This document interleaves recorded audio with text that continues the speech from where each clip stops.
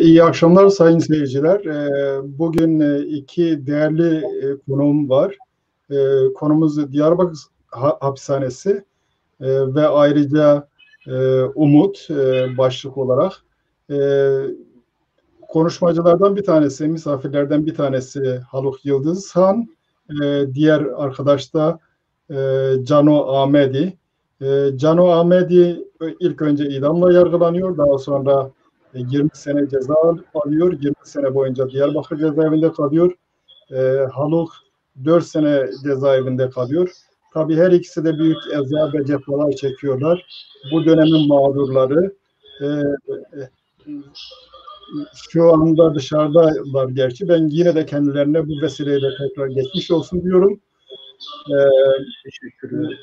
Evet, gerek 70 yılında hapishaneye girenler o şartlarda hapishane koşulları daha e, yumuşak olmasına rağmen, bu kadar sert olmamasına rağmen genellikle belli bir sorumlulukla, harekette belirli yerlere gelmekle girdiklerini bunların görüyoruz. Birçoğu da lider yönetici kadro oldu. Ama 80'de daha büyük ızdıraplar çekmiş insanların seslerine ya biz yeterince kulak vermedik ya da onların kendilerini ifade edebilmesi için hareketler olsun, Kürt siyaseti olsun yeterince imkan yaratmadı. Bu konuda onlara sahip çıkma konusunda en büyük sorumluluk ailelere düştü, en büyük fedakarlık ailelere düştü. Ben bu vesileyle bu konuda büyük e, büyük sorumluluklar üstlenmiş, büyük mağduriyet yaşamış ailelere de hürmetlerimi bildiriyorum. Yaşamakta olan ve yaşamakta olmayanlara. Şimdi şöyle bir soruyla başlamak istiyorum. Biraz provokatif olacak ama bunu uygun görüyorum ben. Siyasette daha önce sadece Kürtlerin siyasetleri sadece Kürtlerle ilgili, onları kurtarmakla ilgili değil, aynı zamanda eşitlik, özgürlük, kardeşlik gibi şeylerden bahsediyorlardı. Ama daha sonra hapishaneler daha sonra junta geldikten sonra biz birçok insanın ya da arkasına bakmadan kendi hayatını idame ettirmeye başladığını görüyoruz. Bu konuda sorumluluğun yeterince yerine getirilmemiş olduğu, hatta neredeyse hiç getirilmemiş olduğunu görüyoruz. Ben bu konu bu vesileyle bunu ifade etmek isterim. En azından hareketler hiçbir şey yapamadılar ise hapishanedeki insanlara ortak bir fonla sahip çıkabilirlerdi. Ailelerin yükünü hafifletebilirlerdi. Bu konudaki sorumluluğu ben kabul ediyorum. Ben sözü önce bu vesileyle daha çok Cano Ahmedi'ye veriyorum. Daha çok hem daha çok hapishane yapmış olmaktan dolayı daha önce tanıyorum. O yüzden Cano daha fazla misafir. Buyurun. Öncelikle ben bir açıklamada bulunayım. Şimdi aslında Kürtçe'ye başlamak istiyordum, Kürtçe konuşmak istiyorum. Prensip olarak benim böyle bir tercihim vardı. Evet. Ama programın formatından dolayı mecburen ben de Türkçe'ye döneceğim. Benim Türkçem de iyi değildir. Peşinen bunu söyleyeyim. Dixwazim bi Kurdî jî bêjim. Yani daxwaza min û helbesta min bi rastî wek prensîp di hemû bernaman da dixwazim bi Kurdî biaxivim. Lê ji ber ku formata bername bi Tirkî bû, ez jî beşdarî bim. Hevalê min Birêz Haluk Yıldızhan bi rastî jî Kurdiya wî baş e xweş têr dike lê xuya ye di münaqeşeyên evha da bi xwe bawer nîne pir zêde divê ez nikarim xwe îfade bikim lê di rojane de çax sohbeta da pir xweş xeber dide. Barî baweriya wî bi wî Kurdiya wî hebe ez bawer me wê bi ser bikeve. Ez vegermem ki Konya'ya girmeden önce ben küçük bir şiir elmeye geçti cezaevindeyken. Eşim de 2,5 yıl cezaevi yattı. Dedekada davasında Mehdiye Salazbay. bana bir kartpostal göndermişti. O kartpostal hala yanımdadır. Çok anlamlı gördüğüm için okumak istiyorum öncelikle.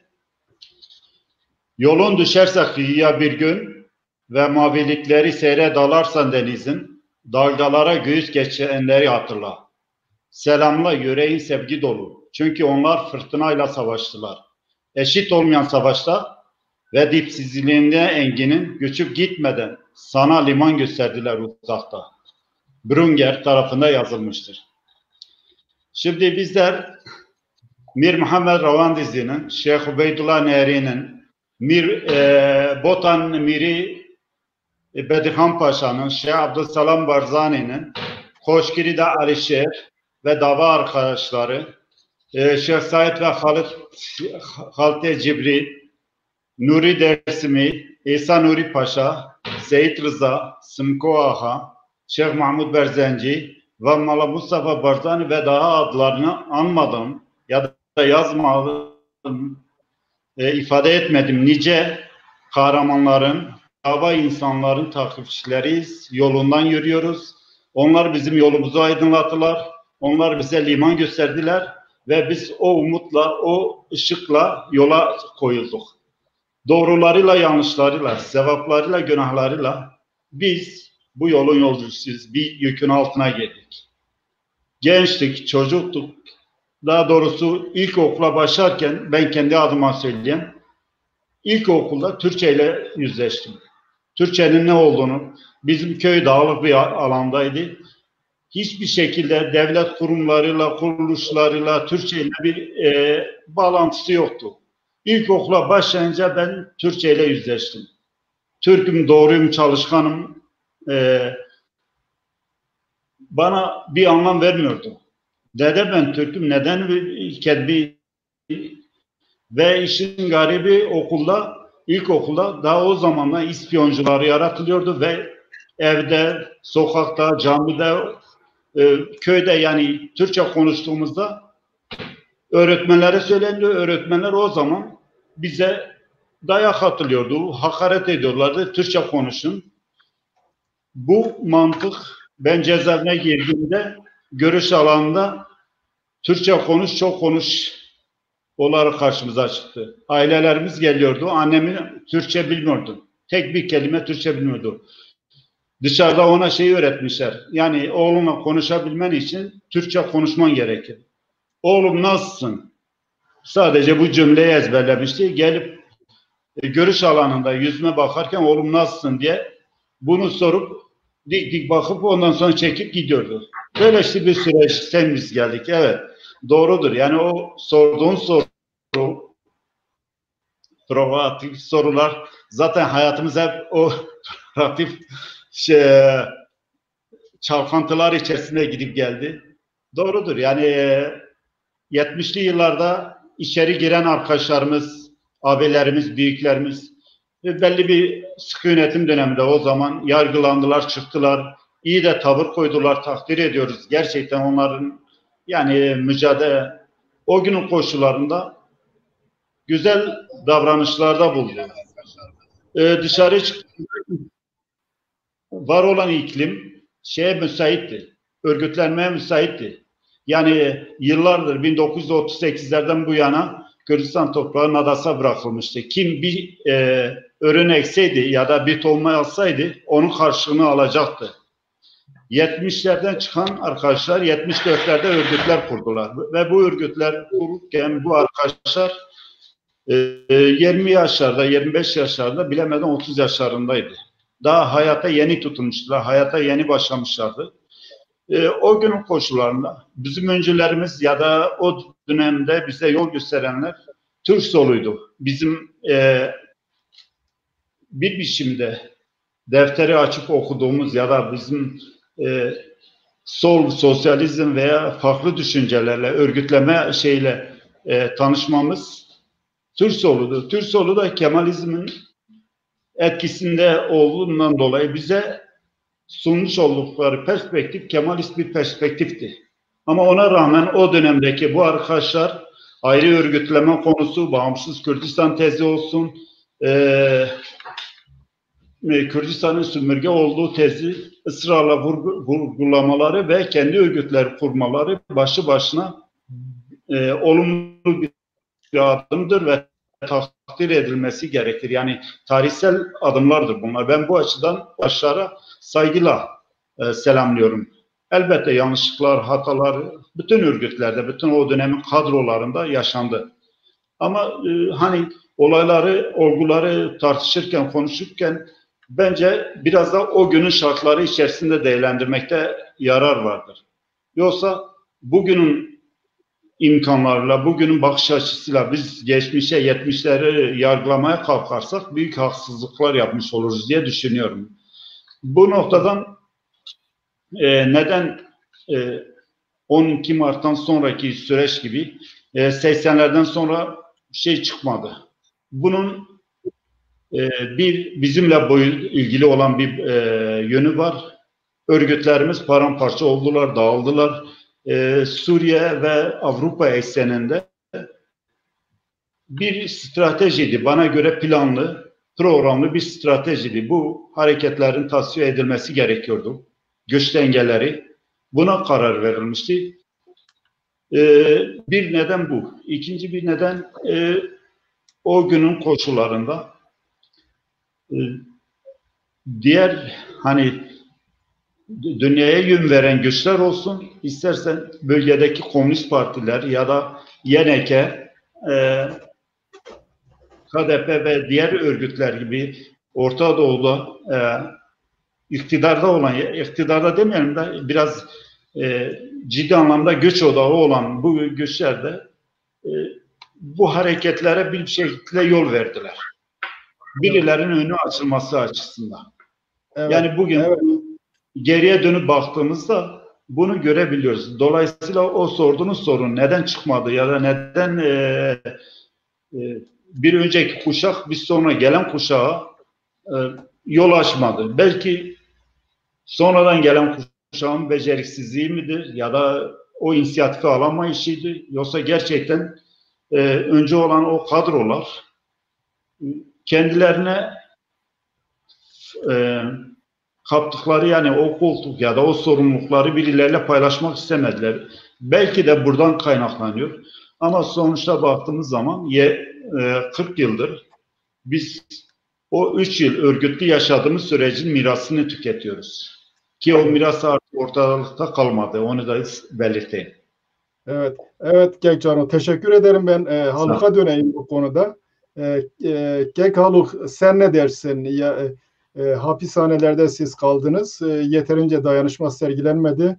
Bu konuda bütün yük ailelerin sırtında kaldı. Bu görüşe katılır mısınız? Bu konuda siz dışarıdakilerden kırgın mısınız? İlk sorum bu. İkinci sorum da hapishanelerde çıkan insanların yeterince sesine kulak verilmediği, onların görüşlerinin yeterince alınmadığı ya da onların yeterince seslerini duyuramadıkları ile ilgili, bu konuda gerekli çabanın gösterilmediği ile ilgili benim bir izlenimim var. Acaba bu dışarıda bulunan siyasi kişilikler bir konferans gibi bir şeyi organize etmiş olsalardı, bütün tutuklar, bütün siyasetlerden tutukların ve bu kolektif akla, onlardan çıkacak kolektif akla kulak vermiş olsalardı, siyasi olarak biz bugün daha iyi yerde olmaz mıydık? Şimdi öncelikle programınızdan dolayı sizi kutluyorum. Bizi de böyle bir programa çıkardığınız için teşekkürler. Ben teşekkür ederim. Şimdi Cano'nun söyledikleri değerliydi. Katılıyorum. Birçok şeyi doğru saptadı. Fakat ben 12 Mart'taki durumla ilgili şunu söyleyeyim. 12 Mart'ta zaten Kürt solu ya da Kürdistan solu bir avuçtu. Yani Kürdistan solu zaten geçmişi ne? Yani işte 1925-38 hareketi, yani 38'de artık Kürdistan davası neredeyse büyük bir akamete uğramış. O akamete uğradıktan sonra 59'da işte 49'lar davası, sonra 63 HDP yargılanmaları, sonra 68-69'larda ve 70'te işte DDP. Bunun sonucunda da 12 Mart ve 12 Mart'ta da işte bir avuç Kürt solu, Kürdistan solu. Şimdi böyle olunca 12 Mart'ta ki o şeyde Kürtlerin zaten sol olarak böyle dişe dokunur şeyi 12 Mart sonrasına tekabül ediyor. Yani örgütlülüğü ve örgütsel çıkışı. İşte oradan da bizler çıkıyoruz. Yani oradan onlardan o 12 Mart'tan işte lider kadro çıkıyor. O lider kadronun akabinde de biz geliyoruz. Yani bizim kuşak ve biz tamamlamaya çalışıyoruz. Şimdi ben şeye katılmıyorum. Yani bunlar dışarı çıktı, bizle ilgilenmedi. Biz çıkabilirdik, biz onlarla ilgilenmeyebilirdik. Yani ben kimseyi bu konuda suçlamıyorum ya da bu konuda kimseye ya işte bize sahip çıkmadılar. Ya kimsenin kimseye sahip çıkacak durumu yoktu. Onlar da çok bir pozisyondaydı. Yani şöyle söyleyeyim, onlar da sonuç itibariyle onlar da bu işlerden zarar görmüşlerdi. Ve onlar da mülteci olmuşlardı. Onlar da Kürtçe bir deyimle perenk olmuşlardı. Ve gittikleri ülkelerde ancak kendilerini yeniden var edebilme mücadelesi içindeydiler. Şimdi böyle olaya böyle baktığınız zaman yani kimseyi böylesine bir durumla ya niye içeridekilere bakmadı? Ya kendilerine bakacak durumları yok. Ben o anlamda kimseyi böyle bir ithamda bulunmuyorum. Bulunmanın da doğru olduğunu kabul etmiyorum. Yani anlamı da yok. Yani ben dışarıda olurdum, onlar içeride olabilirdi. Olaya böyle bakmak lazım. Yani böyle baktığımız zaman ben nasıl kendim dışarıda olduğumda hayat mücadelesi içindeysem birilerine bakamamışsam onların da bana bakabilme. Çünkü 12 Mart'tan sonra Kürt solu çok ciddi bir gelişme kat etti. Çok güçlü bir hale geldi. Büyük bir gençlik ve örgütlenmesine doğru gitti ve bu örgütlenmenin sonucunda da yığınsallaşmaya başladı. İşte DDK'de çok ciddi bir yığın örgütüydü. KUK hatırı sayılır bir örgüttü. Rızgari hatırı sayılır bir örgüttü. Özgürlük Yolu hatırı sayılır bir örgüttü. Yani artık Kürdistan'da sol çok ciddi bir boyuta sıçramıştı. Haliyle kitleleri de kapsayan bir örgütlülüğü vardı. Doğru bir örgütlülük müydü ya da nasıl bir örgütlülük, bu ayrı bir tartışma konusu. Ama sonuçta ciddi bir durumdu, ciddi bir örgütlülüktü. Şimdi böylesine ciddi bir örgütlülüğü kimi koruyacaksın, kimi muhafaza edeceksin? Yani yakalanan insan sayısı, Kürdistan'da hapse giren insan sayısı, gözaltına alınan insan sayısı, bu işin mağduru olan insan sayısı o kadar fazla ki kimleri yapasın koruyasın ya da kimleri muhafaza edesin ya da kimlerle ilgilenebilirsin. Yani dediğim gibi mülteciler kendi dertlerinde kendilerini var etme mücadelesindeyken yani seni nasıl koruyup kollayabilirlerdi? Ben bu anlamda böyle bir şeyde kimseyi ne suçluyorum ne de böyle bir bakışın doğru olduğuna da inanmıyorum. Onun ötesi yani Kürtler bugün yani orada çıkanlar ya da işte cezaevinden çıkanların zaten şöyle söyleyeyim bir kısmı zaten cezaevinden çıkan yani PKK harici güçlerden bahsedersek yani PKK büyük bir çoğunluğu PKK'li ise PKK'ye dahil olanların büyük bir çoğunluğu ona dahil oldu, dağa gitti ya da işte nerede kümeleniyorlarsa, nerede varlarsa oraya gittiler. Ya da işte legal mücadeledeyse legal mücadelede kaldılar. Fakat PKK harici güçlerin de bir kısmı zaten cezaevinden çıkınca bir kısmı tek tük de olsa, 3-5 de olsa mülteci oldu yeniden Avrupa'ya gitti. Kürdistan'da kalanlar da büyük bir zaman içinde halen hem cezaevinin getirdiği hem de Türkiye'deki 12 Eylül'ün devamı olan bir siyasal durumun getirdiği şeyle onu yaşıyorlardı. Mesela biz diyelim ki ben 86'nın ortalarında çıktım. Ya biz 86'nın ortalarında çıktığımızda uzun bir süre yani insanlar bize selam veremiyorlardı. İnsanlar bize selam vermekten imtina ediyorlardı. Böyle bir dönem yaşadık ama sonra ne yaptık işte biz mesela diyelim ki işte 89'da bir burada Diyarbakır'da bağımsız belediye başkanı seçimini örgütledik. Çok da ciddi bir örgütlenme yarattık onun akabinde. Onun sonucunda da sonuç da aldık. Seçim sisteminin kurbanı olduk, seçilemedik. Bu ayrı bir şey. Ama yani bayağı sonuç aldık. Yani insanlar bir şeylerle uğraştı. Uğraşamayacak durumda olanlar hem cezaevinin getirdiği bir takım sıkıntılar hem ortamın getirdiği bir takım sıkıntılarla bir kısmı yok oluşa doğru gitti. Bir kısmı ayakta kalmaya çalıştı. İşte bizler de ayakta kalmaya çalıştık. Ama sen gel gör ki örgütler parçalandı. Kürdistan'da bir başka mantık egemen olmaya başladı. Hem yani devletin hem diğer grubun ikili baskısıyla bu insanlar sıkışıklık yaşadı. Bunun getirdiği bir takım sonuçlar olmaya başladı. Bir kaymalar başladı. Bir yerlere yani bir sürü PKK'den girmemiş olup da sonradan onlara meyleden dünya kadar arkadaş ya da sempatizan ya da işte taraftar olma onlara kaymaya başladı. Bunlar şeyin doğal sonuçları. Yani böyle bir dönem yaşandı. Bilmiyorum sorunuza. Evet, teşekkür ederim. Sorunun cevabını aldım. Siz Gekaluk, siz aynı zamanda Astekader Başkanıydınız. Ben yöneticisiydim. Başkan değil, yöneticiydim. Yöneticiydiniz. Evet, yöneticiydim. Diyarbakır Demokratik Kültür Derneği yöneticisiydim, evet. Evet. Siyaset ilişkiniz nasıl başladı? Yöneticili olduğunuz zaman kaç yaşındaydınız? Tutuklandığınızda kaç yaşındaydınız? Tutuklanırken size ne gibi suçlamalar yapıldı? Ve fazla ceza alabilmeniz için size suç yükleme doğrultusunda çabalar oldu mu?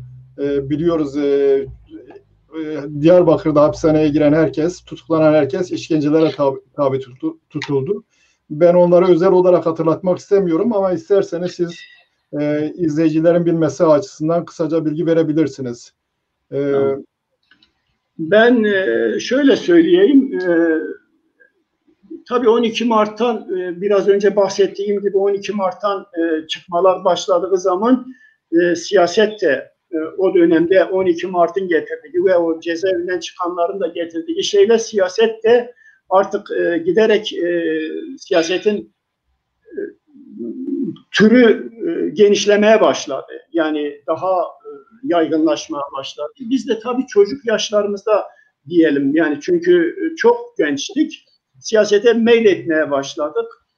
Ben mesela şöyle söyleyeyim. Ben siyasete işte lise 2'de filan ya da lise 1, lise 2'de yani sempati duymanın ötesinde işte giderek lise 2'de tamamen taraftar olabilme. İşte o dönemde ben 75'te şey çıktı. Komal'ın Komal yayını hayatına girdi. Onların dergilerini dergi diyorum pardon kitaplarını yani arkadaşlar vasıtasıyla böyle ilişkiler geliştirdi. Onun vasıtasıyla işte dergileri dağıtma, dergilerle haşır neşir olma, kitapları oraya buraya vermeyle siyasete bir 2000 adım atmış oldu. Sonra 76 Mart'ta 21 Mart'ta Nevruz'da da Rızgari dergisi yayın hayatına girdi. Ve biz de direkt Rızgari'nin bir taraftarı olduk. Tabii o dönemde ben lise 2'deyken bir kısa dönemde bir 35 günlük bir hapis hayatım oldu. Yani siyasete ben demek istediğim biz çocuk yaşta başladık. Ben lisedeyken siyasete girmiş oldum. Öyle olunca liseyi bitirdiğimde de artık ben bir siyasetin bir parçasıydım. Siyasetin bir parçası olduğum için burada Diyarbakır'da yüksekokula eğitim enstitüsüne kayıt yaptım. O esnada henüz ya benim ya da başka bir arkadaşımın çok emin değilim. Biraz düşünmem lazım ya da biraz bu konuda bir iki soru birkaç arkadaştan sorup öğrenmem lazım. Birkaç aylık yaşım tutmuyordu diye bekledik dernek yöneticisi oldum. Dernek yöneticisi olduğum dönemde aynı zamanda da yani çok yığınsal bir durumda değildik henüz işin o başında. Aynı zamanda örgütte de sorumluluk düzeyinde hem dernekte yöneticilik, hem legal yapıda yöneticilik, hem illegal yapıda yöneticilik ve giderek onun getirdiği şeyle, yani böyle kendimle ilgili söylüyorum, bu da çok hoşuma giden bir şey değil, soru sorduğunuz için cevap veriyorum.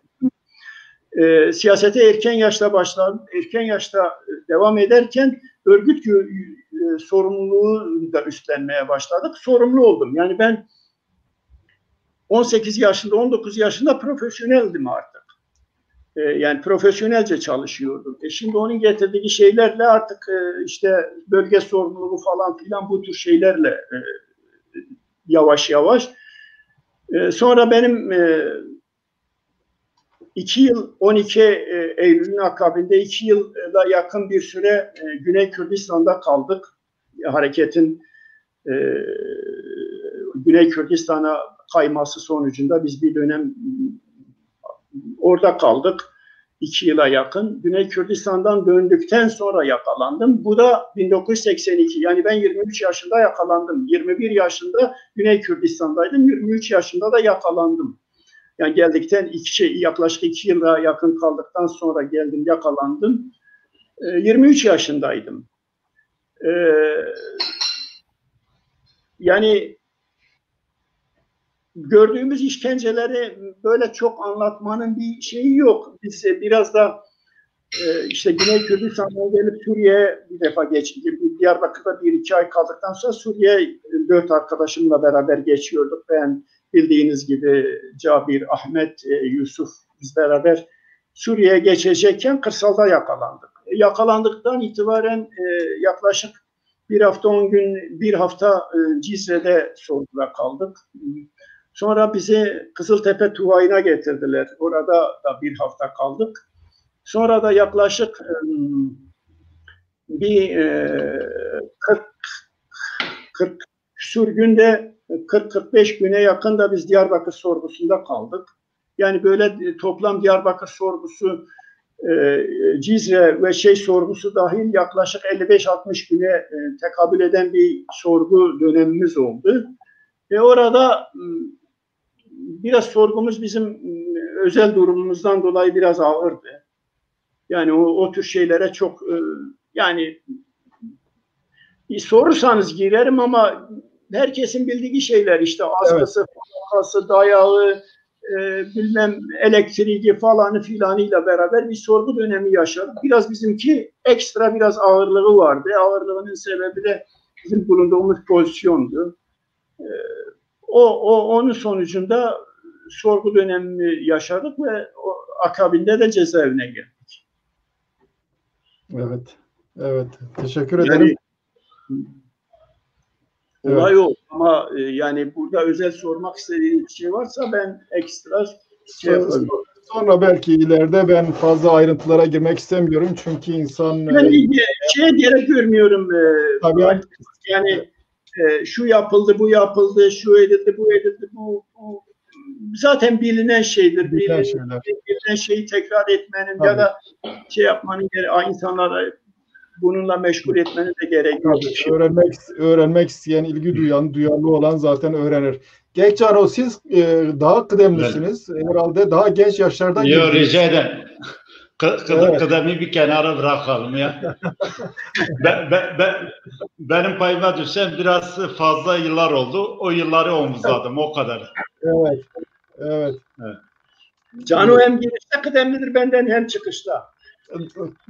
Evet. Siz kaç yaşında girdiniz Cano? Ben 18 yaşlarında girdim. Yani lise son sınıftaydım. Evet. Diyarbakır'da Şehitli Mahallesi'nde o günün koşullarında örgütsel faaliyetlerde bulunurken biraz daha geriden alayım ki konu anlaşılsın işin doğrusu. Ben Kürdistan Demokrat Partisi Türkiye KUK örgütüne içeri girdim.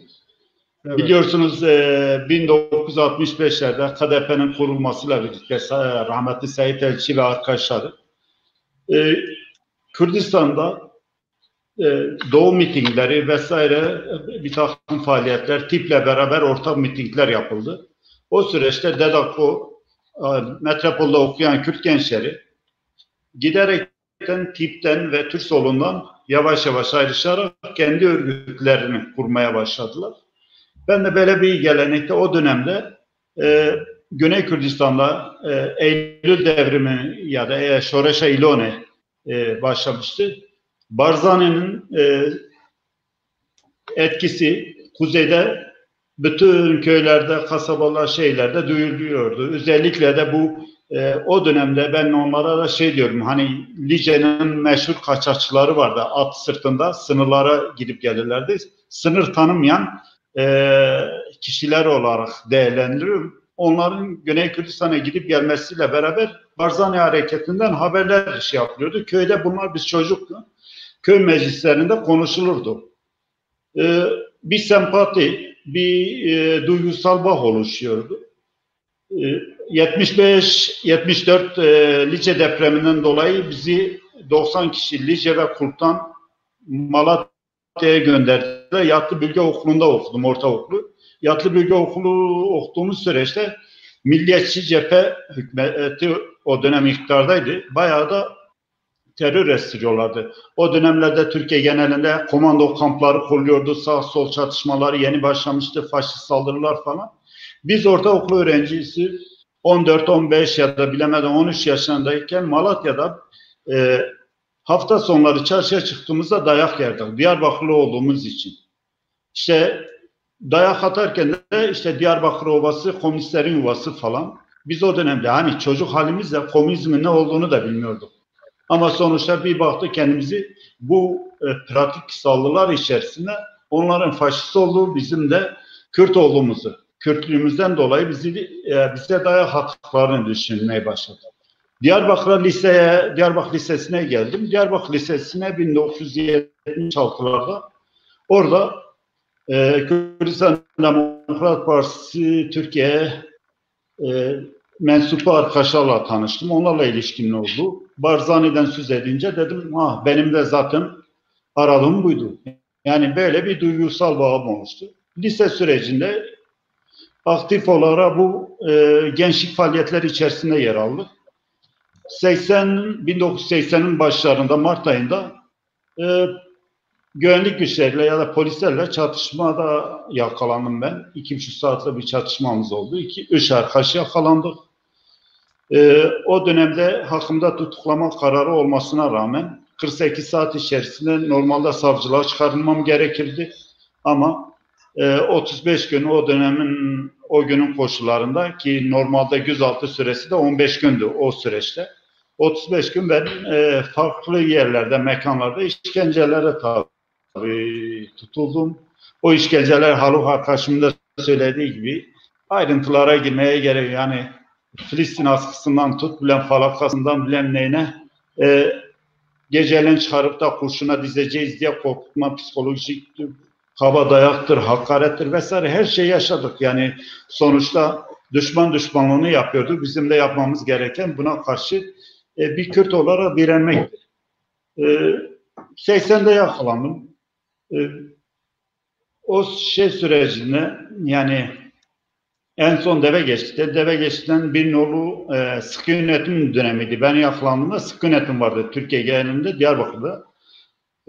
Askeri cezaevine götürdüler. Askeri cezaevinde daha önce yakalanan arkadaşlar vardı. Örgütler PKK'ydi o zaman. Alarızgari'de İkram Delen, Yusuf Andiş, Haluk, Kamil Sümbül ve 2 arkadaş daha vardı. Ankara'dan getirmişlerdi. Kava'dan arkadaşlar vardı. Dedekada'dan vardı. Tiko'dan, Devyol. Yani farklı örgütlerde insanlar vardı ama daha 12 Eylül gelmemiş. 12 Eylül öncesi içerideyiz biz o süreçlerde. Bir süre sonra biz PKK davasında Ali Erek talih olan bazı arkadaşların yerine kimlik değiştirerek çıkmak istedi. Bunu fark edince içeriye operasyon çekmek istediler. Bütün örgütler karar aldılar. Dediler ki biz bu arkadaşı vermiyoruz. Götürseniz işkence yapacaksınız.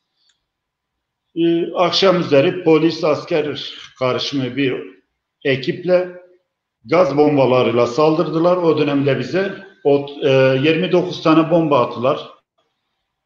Göz yaşartıcı bombalar, gaz bombaları, nefes alamıyorduk. Herkes en sonunda geldiler, bahçelere çıkardılar bizi, dış otel örgülerin şeyinde. Bir hafta zaten içeride o gaz etkisi geçmedi. Biz içeride ilk saldırılarla böyle yüzleştik. Bunun ardında bir açık grevi süreci başladı. İlk kez açık grevine. Oraya birazdan geleyim müsaade edersen. Evet. Geç Cano. Oraya birazdan geleceğim. Fakat konu gelmişken biraz önce Haluk arkadaş bir şeyden bahsetti. Dedi 70'lerde dışarıya çıktıklarında ya da biz siyasetle ilgilenmeye başladığımızda 18 yaşındaydık, 17 yaşındaydık. Büyük bir kitle hareketi vardı ama bunları örgütleyebilecek tecrübeli insanlar azdı. Şimdi 70'ler sonrasına bakıyoruz. Hapishanelerden çıkan 50 ya da 100 kişi, işte 25'in 30'un üstünde, 25'in üstünde olan.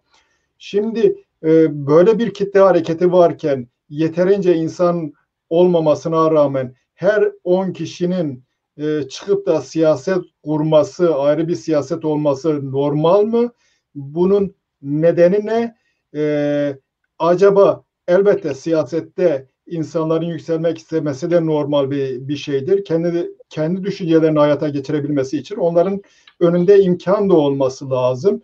Bizim siyaset anlayışımızda yönetimi değiştirecek, yeni düşüncelere imkan verecek, yeni kadroların görev almasını üstlenebilecek bir siyaset anlayışımız var mıydı? Acaba bölünmede, parçalanmada bunun payı olabilir mi? Bir bu. İkincisi, Haluk mesela Astekader yöneticisi, Anti-Sömürgeci ne derneği. Şimdi bunu derneklere bu kadar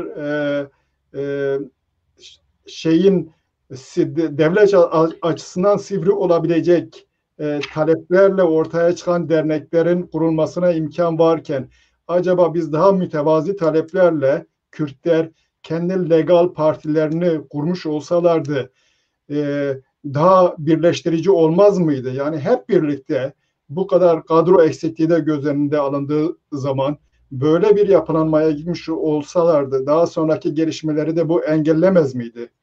Olumsuz gelişmeleri. Yani şunu söyleyeyim, şimdi 1971'lerden sonra çıkan arkadaşlar, özellikle 74'lerde, şimdi o dönemin perspektifi nedir? Türkiye Sol Hareketi, Milli Demokratik Devrim tezi ortaya atılmıştı. Bir yandan işte Sol'un veya TKP'nin öncülüğünde Kürt hareketi bir KDP damarından geliyor, bir DEDAKO damarına geliyor. Bir Ankara çıkışlı PKK hareketi biliyorsunuz. Şimdi DEDAKO ve KDP kökenine gelen bu hareketler o günün koşullarında ister istemez dünyaya bakış açıları, perspektifleri yani sınırlıydı. O ufuk dardı. Bugünkü gibi dünyayı okumadan biraz yoksundu. Daha ideolojik kalıplarla mı düşünüyorlardı? İdeolojik kalıplar bazen o kalıpların dışına çıkamıyorsun. Seni sürüklüyor belli bir yerlere. Moskova'da, Pekin'de, Tiran'da, Küba'da onlar hapşırmaya başladığında biz burada hasta düşüyorduk. Ya da onlar için birbirimizi vurmaya başladık. Yani böyle bir süreç. Bazı hareketler tamam daha nötr davrandı, farklı, biraz iki tarafa da daha uzattı. Ama kamplara bölünmüyordu. Bu ideolojik kalıpların içerisinde bakıldığı için ister istemez o günün koşullarında ben normal karşılıyorum. O günün kapasitesi, o arkadaşların şeyi normal karşılıyorum. Yani fazla yadırgamıyorum. Yani yadırgadığım nokta nedir? Devamını getiremediler. 80 sonrası ki olması gereken, atılması gereken adımlar atılmadı. Doğrudur. Biz o dönemin olayların tanıkıyız ya da tarafıyız, aktörüyüz. Bir biçimde hepimiz bir şekilde bu sürecin içerisinde yer aldık. Sadece bazı arkadaşlar ya da bazı şeyler de günahkar değildir. bir bütün olarak o süreçleri yaşadı. Dernekler o dönemde vasıtaydı. Her hareket, ben hatırlıyorum, bütün hareketler, DDK'da, Ala Rızgarı, Özgürlük Yolu, Kava vesaire, herkes örgütlü olduğu alanda bir nevi yarı iktidardı. Halkın sorunlarıyla ilgileniyorlardı. Sorunları çözüyorlardı. Problemler onlara geliyordu. Birçok kentlerde belediyeler ele geçirilmişti ya da kazanılmıştı. Belediyeler yönetiliyordu. Halk artık sömürgeciler mahkemelerine, kurumlarına gitmektense o yörede etkin olan örgütlerin yanına gidiyordu. Sorunumuzu çözün. Bir kan davasıydı, kız kaçırmaydı, toprak sorunuydu, birçok konuda. Biz o zaman gençlik, gerçekten toyduk. Hani 18 yaşlarında, 25 yaşlarında bıyıklarımız henüz terlememişken biz dünyayı değiştirmeye kalkmıştık. Dünyanın yükünü omuzumuza almıştık. Devlet kuruyorduk sonuçta. Evet. Evet. Böyle baktığın zaman, yani bugünkü 25 yaşındaki çocuğumuza baktığımız zaman diyoruz bu çocuktur, daha cahildir. Bugünkü bir yaklaşımımız o. Ama o dönemde 25 yaşındaki arkadaşlar, 27 yaşındaki arkadaşlar örgüt yönetiyorlardı. Merkez komitede yer alıyorlardı, sekreterlik yapıyorlardı vesaire. Bunların yani o bakış açıları, tecrübeleri, yaş ortalamaları, bunlara baktığımız zaman bu hataların yaşanmasını bir biçimde insan anlayabiliyor. Hani geçmişten ders çıkarıp o tecrübeleri bir sonraki kuşağa aktarmak ya da kendilerinden sonra gelen kadrolarla paylaşmak ve onların önüne yol açmak, bu noktada bir tıkanıklık vardı. Doğrudur. Yani bütün örgütlerde bu yaşandı. Birinci sıradakiler ikinci sırada yer alan arkadaşlara yol açmadılar ya da biraz yardımcı olamadılar. Burada bir tıkanıklık var. Ama bu tıkanıklık bana göre şeyden bakmak gerekir. Yani 12 Eylül geldiği ortadaydı. Bir yıl öncesinde hemen hemen bütün örgütler o dönemin koşullarında, yayınlarında bir şekilde vurgu yapıyorlardı. 79-78'de hazırlıklar vardı. 12 Eylül darbesi geliyorum dediğinde bu Kürt örgütleri kendi aralarında o dönemde 79'da hatırlıyorum DDK'da Hukuk Özgürlük Yolu UDG oluşturdular. 3 aylık bir ömrü ve o dönemde bize söylenen şuydu. Ala Rızgarı'yla da görüşmeler yapılıyor. Onların da buna katılacağı, işte Kürdistan'ı bir ulusal güç ve eylem birliği oluşturacak. Şimdi düşünüyorum, acaba o günün koşullarında bu siyasal aktörlerimiz bunu başarsaydılar, bir ortaklaşa bir tavır takınsaydılar, Kürdistan'ı bir duruş sergileseydiler, bugünkü durum farklı elbette olacaktı. Evet, bireysel anlamda, grupsal anlamda her örgüt o günün koşullarında gençler dağlara çıktılar 12 Eylül sonrası. Bunu çok iyi biliyoruz. Bunu evet. Rızgarı'daki arkadaşlar da yaptı, Hukuk'taki arkadaşlar da yaptı, DDK'da niye yaptı, başka örgütlerden de yaptı. Kendi başlarına dağlara çıktılar, dağlardan dolandılar ta ki kimisi Güney Kürdistan'a gitti, kimisi İran Kürdistan'a gitti, evet. Kasım'ın yanına, kimileri de Suriye'ye gitti. Şimdi burada sorulması gereken bütün Güney Kürdistan ve İran Kürdistan'ı Kasımlı hareketinin başladığı bir dönemde neden Suriye kapısı hep açık bırakıldı? Bütün hareketler Suriye'ye yönlendirildi. Yani kendimize bu soruyu sürekli sormamız gerekiyor. Ve bu hareketler oraya gittiğinde Şam'da 2 parçaya, 3 parçaya bölündüler. Ve Avrupa yolu gösterildi. Avrupa'ya yönlendirildi. Yani bizim sıkıntımız buradan başlıyor. Bu soruların cevabından başlıyor. Şimdi o dönemin aktörü olan arkadaşlar her nedense bu sorulara cevap vermekten kaçınıyorlar. Belki de farkında değiller. Belki de gerçekten farkında değildiler. Yani böyle bir sürece yönlendirildiklerini bilmiyorlar. Yani belki onları da aşan bir sorundur. O evet.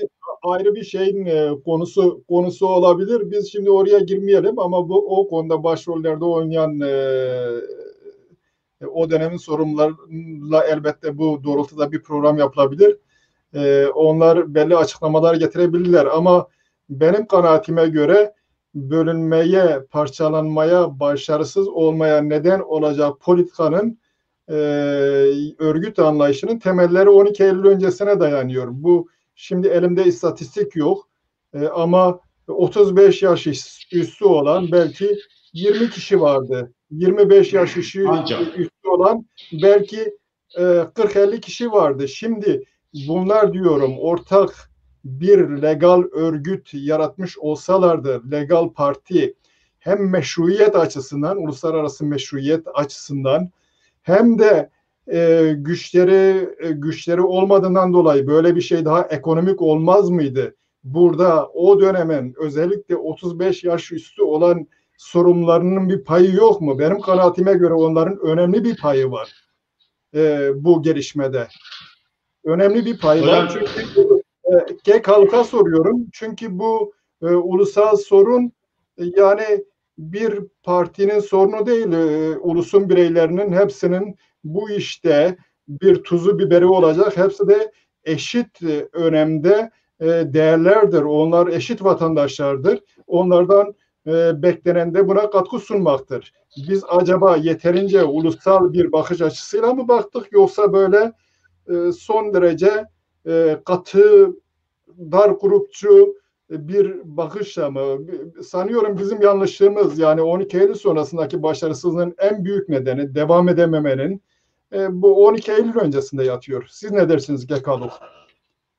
Şimdi şey diyeyim yani tabii bu ayrı bir tartışma konusu. Biraz daha derin ve daha politik, daha üzerine iyi tartışılması gerekir. Çünkü halen çözülmemiş bir problemdir. Evet. Yani halen de çözüm bekleyen bir problem ya da en azından tartışılması gereken bir problemdir. Şimdi bunun niye biz böyle olduk? Bunun birçok nedenleri var. Yani sıralarsak 40 tane neden sayarız ve bu programın da şeyini aşar. Yani bu programda konuyu aşar.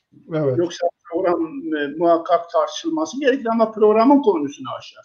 Evet. Şimdi bunun birçok nedeni var. Yani bizim soru şeydi, kendi legal partilerini niye kuramadılar diye bir soru soruldu. Birlikte yani. Birlikte niye kuramadılar?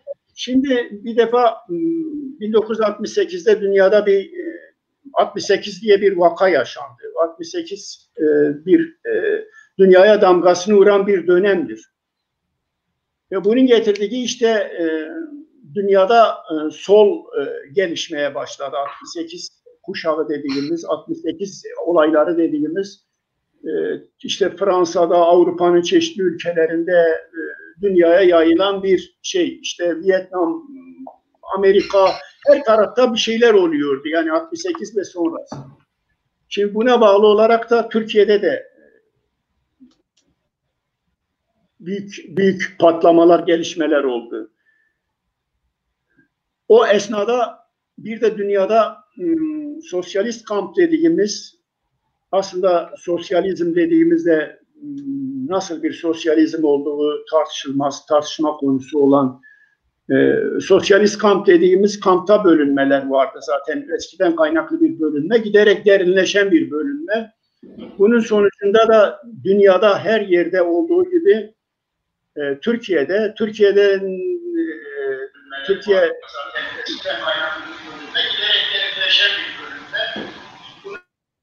bir ses geliyor. Bir şey mi oldu? Ses dışarıda sanıyorum. Nereden geliyor bilmiyorum. Evet, kesildi şimdi. Tamam.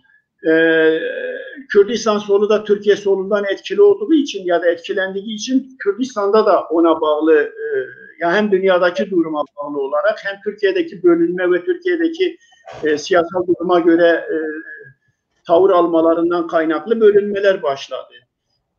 İşte Sovyet yanlıları, Albanya, Arnavutluk yanlıları, Çin yanlıları bunlar da kendi içlerinde ayrı şeylere bölündüler. Bir de tabii 35 yaş üstünün o dediğiniz insanların bir de bazılarının da kişisel ihtirasları ya da kişisel bölünmelerden kaynaklı bir takım şeylerle giderek mitoz bölünmeler böyle bölünmelerle hem Türkiye'de sol bölündü, hem ona paralel olarak Kürdistan'da bölündü. Biz bunu böyle zannederken, ben Güney Kürdistan'da dedim ya bir dönem kaldığımda, gittim İran'da Arnavutluk yanlısı 5-6 tane grup, 12 grup var ya da kaç grup. Yani burada da bizden çok farklı bir durum yok. Evet. Her yerde bu yaşanıyor. Tabii dünyadaki duruma bağlı bir durum. Bizimki biraz daha karikatürleştirilmiş bir haldir. Yani Türk solunun etkileriyle tezlerimizi ona göre biçimlendiriyoruz ya da onların uydusu pozisyonunda örgütlerimiz oluşmaya başladı. Ortak paydalar bu şekliyle bulmak mümkün değil. Yani nasıl bulacaksınız siz ortak paydayı? Sosyalist sistemle ilgili ayrışmalarınız varsa, ihtiraslarınız varsa, beraber hareket edebilme refleksleriniz yoksa, ulusal refleksleriniz yoksa, yani şimdi mesela düşünün, ben bu konuda hep söylüyorum, Kürdistan'ın en büyük direnişlerinden biridir Ağrı isyanı. 4 yıla sari bir isyandır. 1927'de başlayıp 1930'da bitiyor. 4 yıl sürüyor. Bayrak var, marş var. Ciddi bir Hoygun'un örgütlenmesi sonucunda oluşan bir isyandır. Bu isyan 1930'da İran'ın, Türkiye'nin, özellikle Türkiye'nin, İran'ın, tabii ki Sovyetlerin de şeyiyle. Şimdi bunun lideri İhsan Nuri Paşa Tahran'a yani İran'a kaçıyor. Ve Tahran'da gariptir ki 1976'da 80 yaşında sepetli bir motosiklet çarpıyor. Yani bu çarpma tesadüftür bana göre. Öyle çok komplo yapmıyorum. Çünkü 80 yaşında 1976'da sepetli motosiklet çarpıyor ve ölüyor. Eşiyle beraber, Yaşar Hanım'la beraber Tahran'da yaşıyor 76'ya kadar. Kürt hareketinin en önemli figürlerinden biridir Fehmi Bilal. Şeyh Said'in katibidir. Bir rivayete göre ateisttir. Fakat en biçimiyle de diyelim ki laiktir, sekülerdir. Seküler düşünceye sahiptir. Bu adam 1974'te Diyarbakır'da yokluk içinde ölüyor. Bunları tanımıyoruz. Kürt örgütleriyiz. Bunlarla gidip bir röportaj yapmıyoruz. Bunlarla ilgili en ufak bir çalışmamız yok. Bunlarla ilgili en ufak bir kimse röportaj yapmıyor. Ya sen niye 1927'de ne yapmaya çalıştın? 4 yıl ne yaptın? Nasıl yaptın? Ne oldu? Hoybin neydi? Sen neydin? Sen kimdin? diye gidip oturup konuşmamışız. Ya da Fehmi Bilal Bey'e Şeyh Said isyanında nasıl oldu? Sen Şeyh Said gibi bir adamın katibisin. Şeyh Said kendisi şeyhtir. En azından dini yanları olan biri, lider. Sen onun katibi olarak seküler bir adam. Nasıl oldunuz beraber? Ne yaptınız? Azadi'nin sizin üzerinizdeki payı nedir? Hiçbir şeyi gidip onlarla konuşmadık. Ama biz Amerikal Cabral'la ilgili, biz Kim Il-sung'la ilgili ahkam kesiyor. Şimdi evet, böylesi bir yapıda olan, böylesi bir örgütlenme mantığıyla hareket eden ya da böylesi bir etkilenmeyle hareket eden bir insanların bir şey yapma olasılıkları da yoktur. Evet. Maalesef. Evet. Yani şimdi böyle olduğumuz için bu hepimiz böyle değildik. Ama sonuçta mantığımız böyleydi. Yani şimdi 1976'da Kürt hareketi örgütlü bir hareket. Bu örgütlü hareket diyorum ya, en önemli isyanıyla ilgili bir şeyi yok. İşte bu konuda kimlerin var çalışması? Rızgari'nin çalışmaları var. Cook biraz daha böyle milli yanı olan, ulusal yanları, ulusal refleksleri olan bir hareket. Kava'da kısmen bu var. Bazı hareketlerimizde bu daha da zayıf. Şimdi böyle olunca işte sadece Sovyetleri, sadece işte Çin'i, sadece Arnavutluğu kendimize merkez edinerek onların örgütlenmesi, onların işte tartışmalarını kendimize taşıyarak ve kendi sorunlarımızmış gibi tartışarak olaylara baktığımızda ortaya da böyle sonuç çıkıyor. Haliyle böyle bir şeyde de birlik yaratmamız, Çünkü sen birliği neyle yaratırsın? Ulusal reflekslerinle yaratırsın, ortak çıkarlarla yaratırsın, ortak tespitlerin olur, ortak amaçların olur. Bunların hiçbiri bizde yok. Olmayınca da böyle sonuçlar oluyor. Evet. Bundan dolayı bir şey olamadık. Yani nedenlerinden biri, tümü bu değil tabii. Nedenlerinden biri, en önemli nedenler. Evet, genel olarak ya bakacak olursak İlaveten bir şey ekleyeyim. evet. Evet.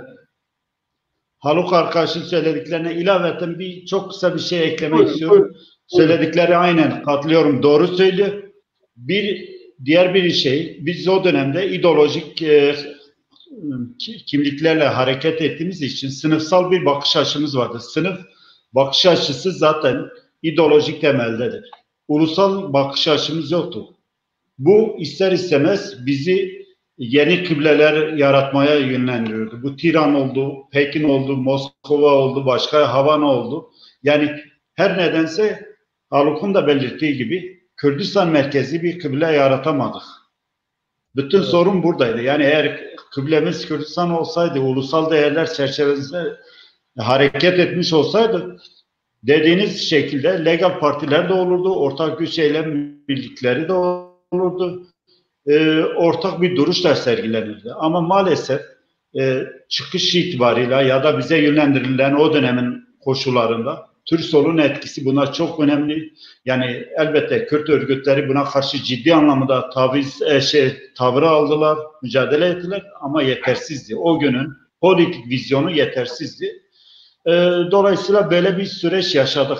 Bir dalgaydı. Dünyada başladı. Etkisi Kürdistan'da devam ettirdik. İstesek istemezsek bu dalganın önünde biz de payımıza düşeni ödedik. Evet. Evet. Gökçen'e teşekkür ederim. Biz yeterince siyasete girmiş olduk. Aslında sizin talebinizdi. Evet. Ben dolayısıyla bu talebi yerine getirmiş oldum. Yani biz 18 yaşındayken elbette bir metini analiz edebilecek şeye sahip değildik. Metinde görünen neyse, siyasetçinin dediği ne olursa olsun o bize bir bilim gibi geliyordu. Halbuki siyasetçinin görevi zaten kendisini gerekçelendirmektir. Bu sosyalist olabilir ya da bir başkası olabilir. Onun için buna bilim diyebilmek mümkün değil. Önce ben Haluk'a bir soru sorayım. Bu 1984'te ölüm oruçlarıyla ilgili. Daha sonra Kekçano ben size geleceğim. Bu ölüm oruçları 84'te nasıl gelişti? Spontane miydi yoksa örgütlü müydü? Neden gelişti? Bu konuda çeşitli tarafların tutumu ne oldu? Ölen kişi kaç kişiydi? Mazlum Doğan'ın ölümüyle ilgili de çeşitli söylentiler var. Onun ölümüyle ilgili de bir bilginiz var mı? Onu sorayım Haluk size önce. Şimdi baştan sondaki soruyu başa yapayım. Mazlum Doğan'ın ölümünde ben henüz cezaevine gelmemiştim. Fakat evet. Mazlum Doğan cezaevinde 4. katta kendini asarak yani o dönemde itirafçılaştırma, kişiliksizleştirme, itirafa zorlama, onları da itirafa zorluyorlar. Esat Oktay'ın politikası, yani daha doğrusu cezaevinin politikası, Koroğlu'nun politikası ya da yani o dönemdeki askeri yönetimin politikası gereği Kemalleri, Hayrileri, herkesi yani cezaevinde yatan bütün kadroları, yani onlardan hareketle ben onları söylüyorum. Diğer evet. Kadrolardan diğerlerini de itirafa zorluyorlar. Bu itirafa zorlamanın sonucunda önce mazlum kendisini 4. katta asarak intihar ediyor. Sonra da zaten dörtler kendisini yakıyor. Ben her iki olayda da henüz cezaevine gelmemiştim. Evet. Onu baştan söyleyeyim. Evet. Fakat bildiğimiz vakadır. Yani cezaevinde onları yaşayanlar, onlarla yaşayanlar, o olaylar direkt aktaranlar. Yani biz artık onun saniye saniye, an şeyini biliyoruz. Bütün gelişimini biliyoruz. Yani bunu başta söyleyeyim. Ölüm oruçlarına gelince ben cezaevine 1982'nin Ağustos'unda girdim. Ben girdiğimde, yani ben şöyle söyleyeyim, yani bunu anlatarak konuya gireyim. Girdiğimde zaten bizi sinema salonu diye bir yere götürdüler. Herkes genellikle hücrelerde o milletin bildiği işte boklu, banyolu, bilmem televizyonlu hücre diyerek tanımladıkları kanalizasyonla tıkanmış, işte içinde her türlü pisliğin olduğu birinci kattaki hücrelerde götürüp önce ıslah ediyorlar, ondan sonra koğuşlara veriyorlardı, alıştıra götürüyorlardı ya da teslim alarak götürüyorlardı. Bizi zaten bu iş süreç şeyde başladığı için, sorguda başladığı için sorgu sonrasında da işte gözaltı sonrasında da cezaevi, böyle birbirini tamamlayan süreçlerdir. Niye anlattım bunu? Biz geldik direkt sinema salonuna. Sinema salonuna girdiğimizde yani bizi şeye almadılar. Bilmiyorduk nedenini. Ama sinema salonuna aldılar bizi. Sonradan öğrendik. Sinema salonuna bizi almalarının nedeni, hücrelerde o esnada ölüm orucu var. Bu işte Kemal Pir'in, Hayri'nin,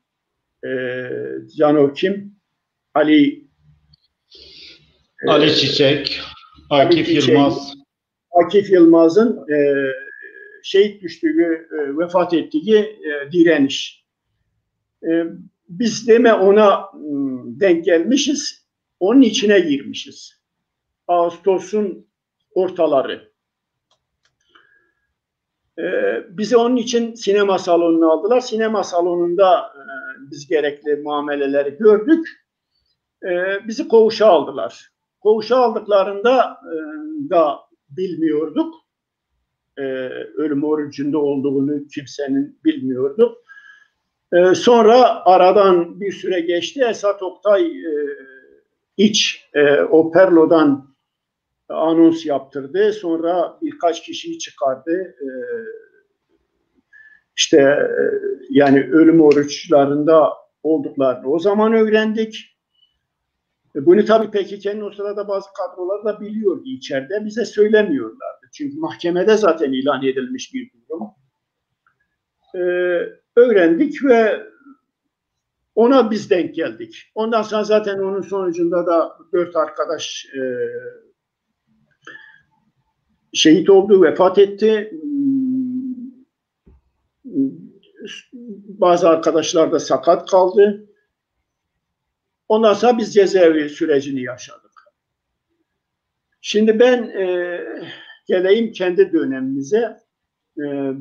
Benim işte cezaevinde 2 tane ölüm orucuyla ben karşılaştım. Her ikisine de girmiş oldum. Hem 83 Eylül ölüm orucuna girdim, hem de 84 Ocak'taki direnişe ve ölüm orucuna girdim. Şöyle söyleyeyim, 83 Eylül'deki ölüm orucu bazıları için kısmen hazırlık olmuş olsa bile aslında ölüm orucu, açlık grevinin patlaması, ardından ölüm orucuna dönüşmesi ve direniş biraz spontaneydi. Çünkü mesela ben kendi adıma diyeyim, bizim koğuşta mahkemeye gidip gelen vardı. Fakat gardiyan o koğuşta mahkemeye giden gelenleri tembihlemişti. Bizlere bir şey söylemiyorlardı. Söylemedikleri için de biz bilmiyorduk ama bir durum olduğunu biliyorduk. Çünkü koğuşta sürekli gardiyan kapıyı açıyordu. Ulan burada kimse ölüm orucuna girmemiş mi diyordu. 1 Eylül'de başlamıştı o direniş. Yani daha doğrusu mahkemede ilan etmişlerdi 2 Eylül'de. Biz bilmiyorduk. 1-2 gün böyle kapıyı açıp aniden soruyorlardı. Sonra bana dönüyordu, diyor oğlum sen hala girmedin mi? Ben de bilmiyordum, diyordum beni provoke ediyor herhalde. Çünkü biliyor, benim tavrımı bildiği için beni provoke ediyor zannediyordum. Arkadaşlara diyordum ama bir şey var, bir durum var. Bilmiyordum. Sonra 5 Eylül'de aniden koğuşlarda, yani tuhaftır, sayım yapılmadığını ya da sayımda eski tarzda bir sayım yapılmadığını fark ettik. Ama bunlar hep his. Ama bilmiyoruz, olayı bilmiyoruz. Ben bir tuhaflık var ama bilmiyorum ne. sonuç itibariyle bir iki koğuşta şey yapılmaya başlandı. Sayım sesleri geliyor ama ayağı yere vurma, bağırma, çağırma, şu bu yok. Ve birden bir slogan sesi geldi. Slogan sesi gelince ben hemen diklendim. Yani ben kendimden söylemem nedeni yaşadıklarımı söylüyorum. Tabii. Ne demek? Yani kahramanlık, hamaset yapmıyorum. Diklendim. Baktım ki slogan sesi gür geliyor. Valla ben de çıktım koğuşun ortasına, başladım slogan atmaya. Slogan atınca koğuştaki herkes korktu. Yani benim bu tavrımdan biraz da korktular. Korkunca bir kısım arkadaş beni iyi niyetiyle ağzımı koparttı. Bir kısım elimi tuttu. Bir kısım beni oturttu. Böyle idare yanlısı bizim sorumlu pozisyonda olan o bir iki kişi de onlar biliyorlarmış bir şeyler olduğunu. Bunlar benim o slogan atmam üzerine onlar da pıstılar. Bir yerlerde hemen gittiler. Ranzaların arkasında böyle şey yaptılar.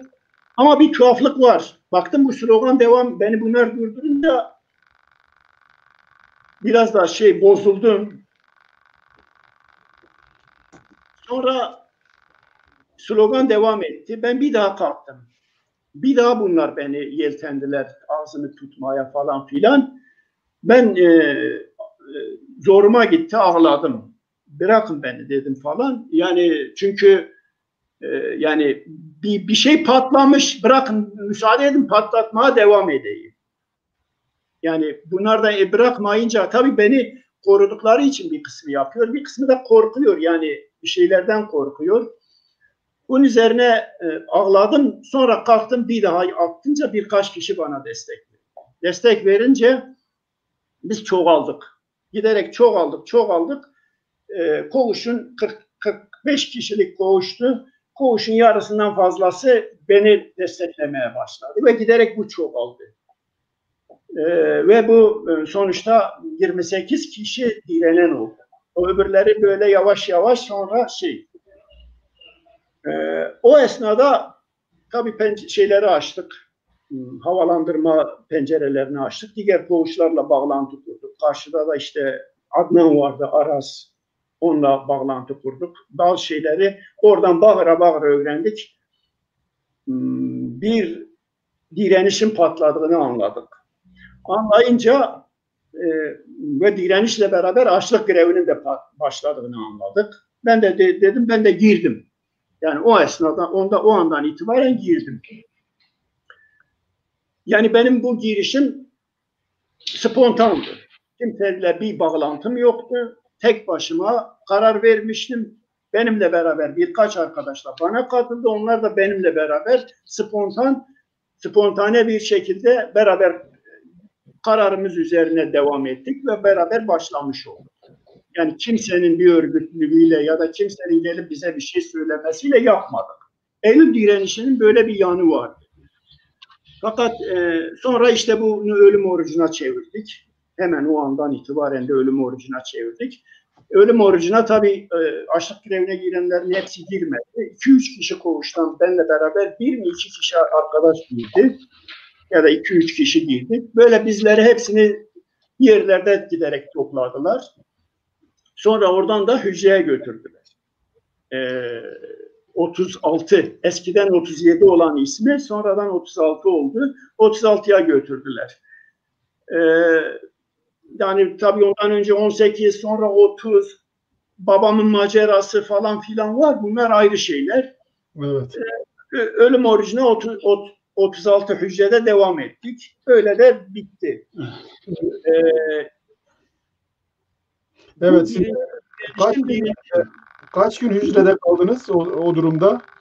Bu durumda işte direniş bitene kadar, ölüm orucu sonuçlanana kadar bir hücrede kaldık. Daha sonra da hücreye alındınız. Efendim? Daha sonra da hücreye alındığınız oldu mu bundan sonra da? Ben zaten ondan sonraki bütün yaşamım hücrede geçti. Ben Ben 4 yıl cezaevi kaldım, 2,5 yılını hücrede kaldım. Yani hücre kendi başına. Sadece kısa bir maceram vardır. İşte hücrede ben onu anlatıyorum. Müsaade ederseniz o kısmını anlatayım. Birbirine de tamamlayan şeyler. Evet. İşte hücrelerde direniş de bitti. Ölüm orucumuz da bitti. Bir süre daha kaldık. Sonra bizim bu ölüm orucundaki bir takım arkadaşlar farklı koğuşlara, özellikle de 10. koğuşa bizi verdiler. Biz 10. koğuşta ölüm orucundan çıkan bir grup insanı 10. koğuşta verdiler. Bir dönemi yaşadık. Yani daha rahat bir dönem, işkencesiz bir dönem yaşadık. Bu toplam 2-2,5 ay sürdü. Belki o kadar bile değil. Yani işte ölüm orucu Eylül'ün 5'inde başladı. Ekim'in 5'inde diyelim bitti. 30 günlük bir ölüm orucu ya da 27'si 30'unda bitti diyorum. Yani tarihler biraz evet. Geçmişte kaldığı için bakmam lazım notlara, evet. Şeylere. Anladım. Sonuçta Kasım'ın ortasında bizi koğuşa verdiler. 10. koğuşa ölüm orucundan çıkanları bir de bazı arkadaşlar da dahil. Bazı ölüm orucunda olmayan arkadaşlar da dahil bizi 10. koğuşa verdiler. Biz 10. koğuşta kaldığımız esnada bir dönem işkencesiz bir dönem yaşadık. Daha rahat, yani en azından o askeri kuralların daha zayıf, az olduğu bir dönem yaşadık. Böyle devam ederken ocağın birinden yılbaşından itibaren bunların yılbaşından 1-2 gün önce bunların tavrı yeniden sertleşmeye başladı. Bazı talepler etmeye başladılar. İşte teknik yiyeceksiniz, bilmem ne yapacaksınız falan filan. Tabii biz o direnen bir koğuş olduğumuz için biz bunları çok fazla takmadık. Biz kaç Ocak'tır? 4 Ocak'tır Canu. Direniş. 3 Ocak. 3 Ocak. 3 Ocak. 3 Ocak 1984. 3 Ocak'ta biz şeye gittik. Ziyaret günüydü. Ziyarete çıktık. Ailelerimizle ziyarete çıktığımızda bizden önce birkaç koğuş çıkmış. Bunlara işte sıraya girin. Yürüyüş kararıyla gidin. Yolda şunu yapın, bunu yapın demişler. Bazıları uymuş, bazıları uymamış, bazıları böyle esnetmiş falan. Biz dediğim gibi biraz da bir koğuştuk. Yani direnişten çıkan, ölüm orucundan çıkan bir koğuştuk. Kusura bakmayın uzatıyorum ama ayırt etmek için. O esnada biz 23 kişi ziyarete çıktık. Bunun 14 kişi ziyarette görüşüyor. Kalan 8-9 kişi de ara koridorda bekliyor. Biz o ziyarete çıktığımız esnada zaten biz tedbirli çıktık. Üst üste giyindik, kazaklar giyindik. 2 tane diyelim alta eşofman giydik, üzerine pantolon giydik. Biz biliyorduk bir şeyler olacak. Çünkü biz çıktığımız andan itibaren ziyarete ellerinizi uzatın. Yok işte hazır ol da durun. Yok giderken yürüyüş kararıyla ya da işte nizami gidin falan. Biz hiçbirini yapmıyoruz. Hiçbirini yapmıyoruz. Çünkü biz çok iyi biliyoruz. Bir yerden taviz vermeye başladığın andan itibaren gidiyoruz. Yani çorap söküğü gidiyor. Biz bunu dedik kabullenmemiz mümkün değil. Hiçbir şey yapmıyoruz. Yapın, yapmayın. Biz reddettik. Reddedince bizi ister istemez götürdüler. Götürdüler ama biz biliyoruz olağanüstü bir şeyler olacak. Biz başladık ziyarete, görüşmeye. Bir arkadaş, tabii ben ailemle Türkçe konuşuyorum. Benim anam da Türkçe konuşuyor. Bende problem yok ama bazı aileler Kürtçe konuşuyor. Bir arkadaş Kürtçe konuşmaya başlayınca işte Kürtçe konuşmayın dedi. Arkadaşlar dedi ben konuşacağım. Konuşursun, konuşmazsın, konuşursun, konuşmazsın. Biz orada bir tartışma oldu. Biz hepimiz hücum ettik, konuşacak filan. Ailelerimiz de orada ziyaret esnasında. Evet. Neyse, sorumlu arkadaşımız biraz ortalığı sakinleştirdi. Bir daha dedi konuş, bir daha konuştu. Konuşunca bu konuşamazsın dedi. Biz de biliyoruz zaten sonuçları. Başladık ziyaretçilerin yanında slogan atmaya. Onlar da zaten hazırlıklıydılar. Biz de hazırlıklıydık. Başladılar garnizondan, askeri garnizon vardı. Orada yani Evet. gazino, garnizon diyorum. Gazino vardı. Orada Allah Allah sopalarla, kalaslarla bize hücum ettiler. Yani hem ziyaret yerindeki askerler, hem gazinodan gelenler, hem işte onlar hazırlıklı. Biz tabii toplamda dediğim gibi 23 kişiyiz. Onlar ise iç sürüsü. Her birimize 4-5 tane asker düşüyor. Valla biz birbirimize girdik ziyaretçilerin yanında. Tabii ziyaretçileri gönderdiler, biz birbirimize girdik. Tabii onlar bize 10 tane vuruyor, biz de bir tane vuruyoruz ama böyle tekme, tokat, yumru, kafa, birbirimizi kafa, göz, yara yaptık. Tabii en çok biz yedik, onlar da sonuçta yediler. Bizi direkt hücreye attılar ve yani benim o ceza dediğim gibi toplam 2 ay mıydı ne bir şeyim oldu orada, koğuşum, yeniden hücreye geldim. O son gelişim oldu tabii. Ve öylece direniş patladı. Tabii biz o koridorda da slogan, ağzımızı tutmasına rağmen slogan atmaya başladık. Bütün cezaevi başladı slogan atmaya.